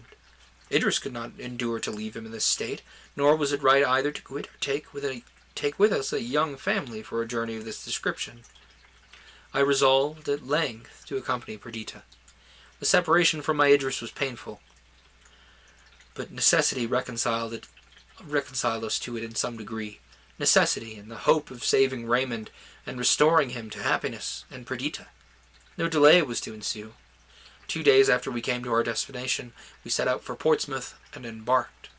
The season was May, the weather stormless. We were promised a prosperous voyage. Cherishing the most fervent hopes, embarked on the waste ocean. We saw with delight the receding shore of Britain, and on the wings of desire outspeeded our well-fulled sails toward the south.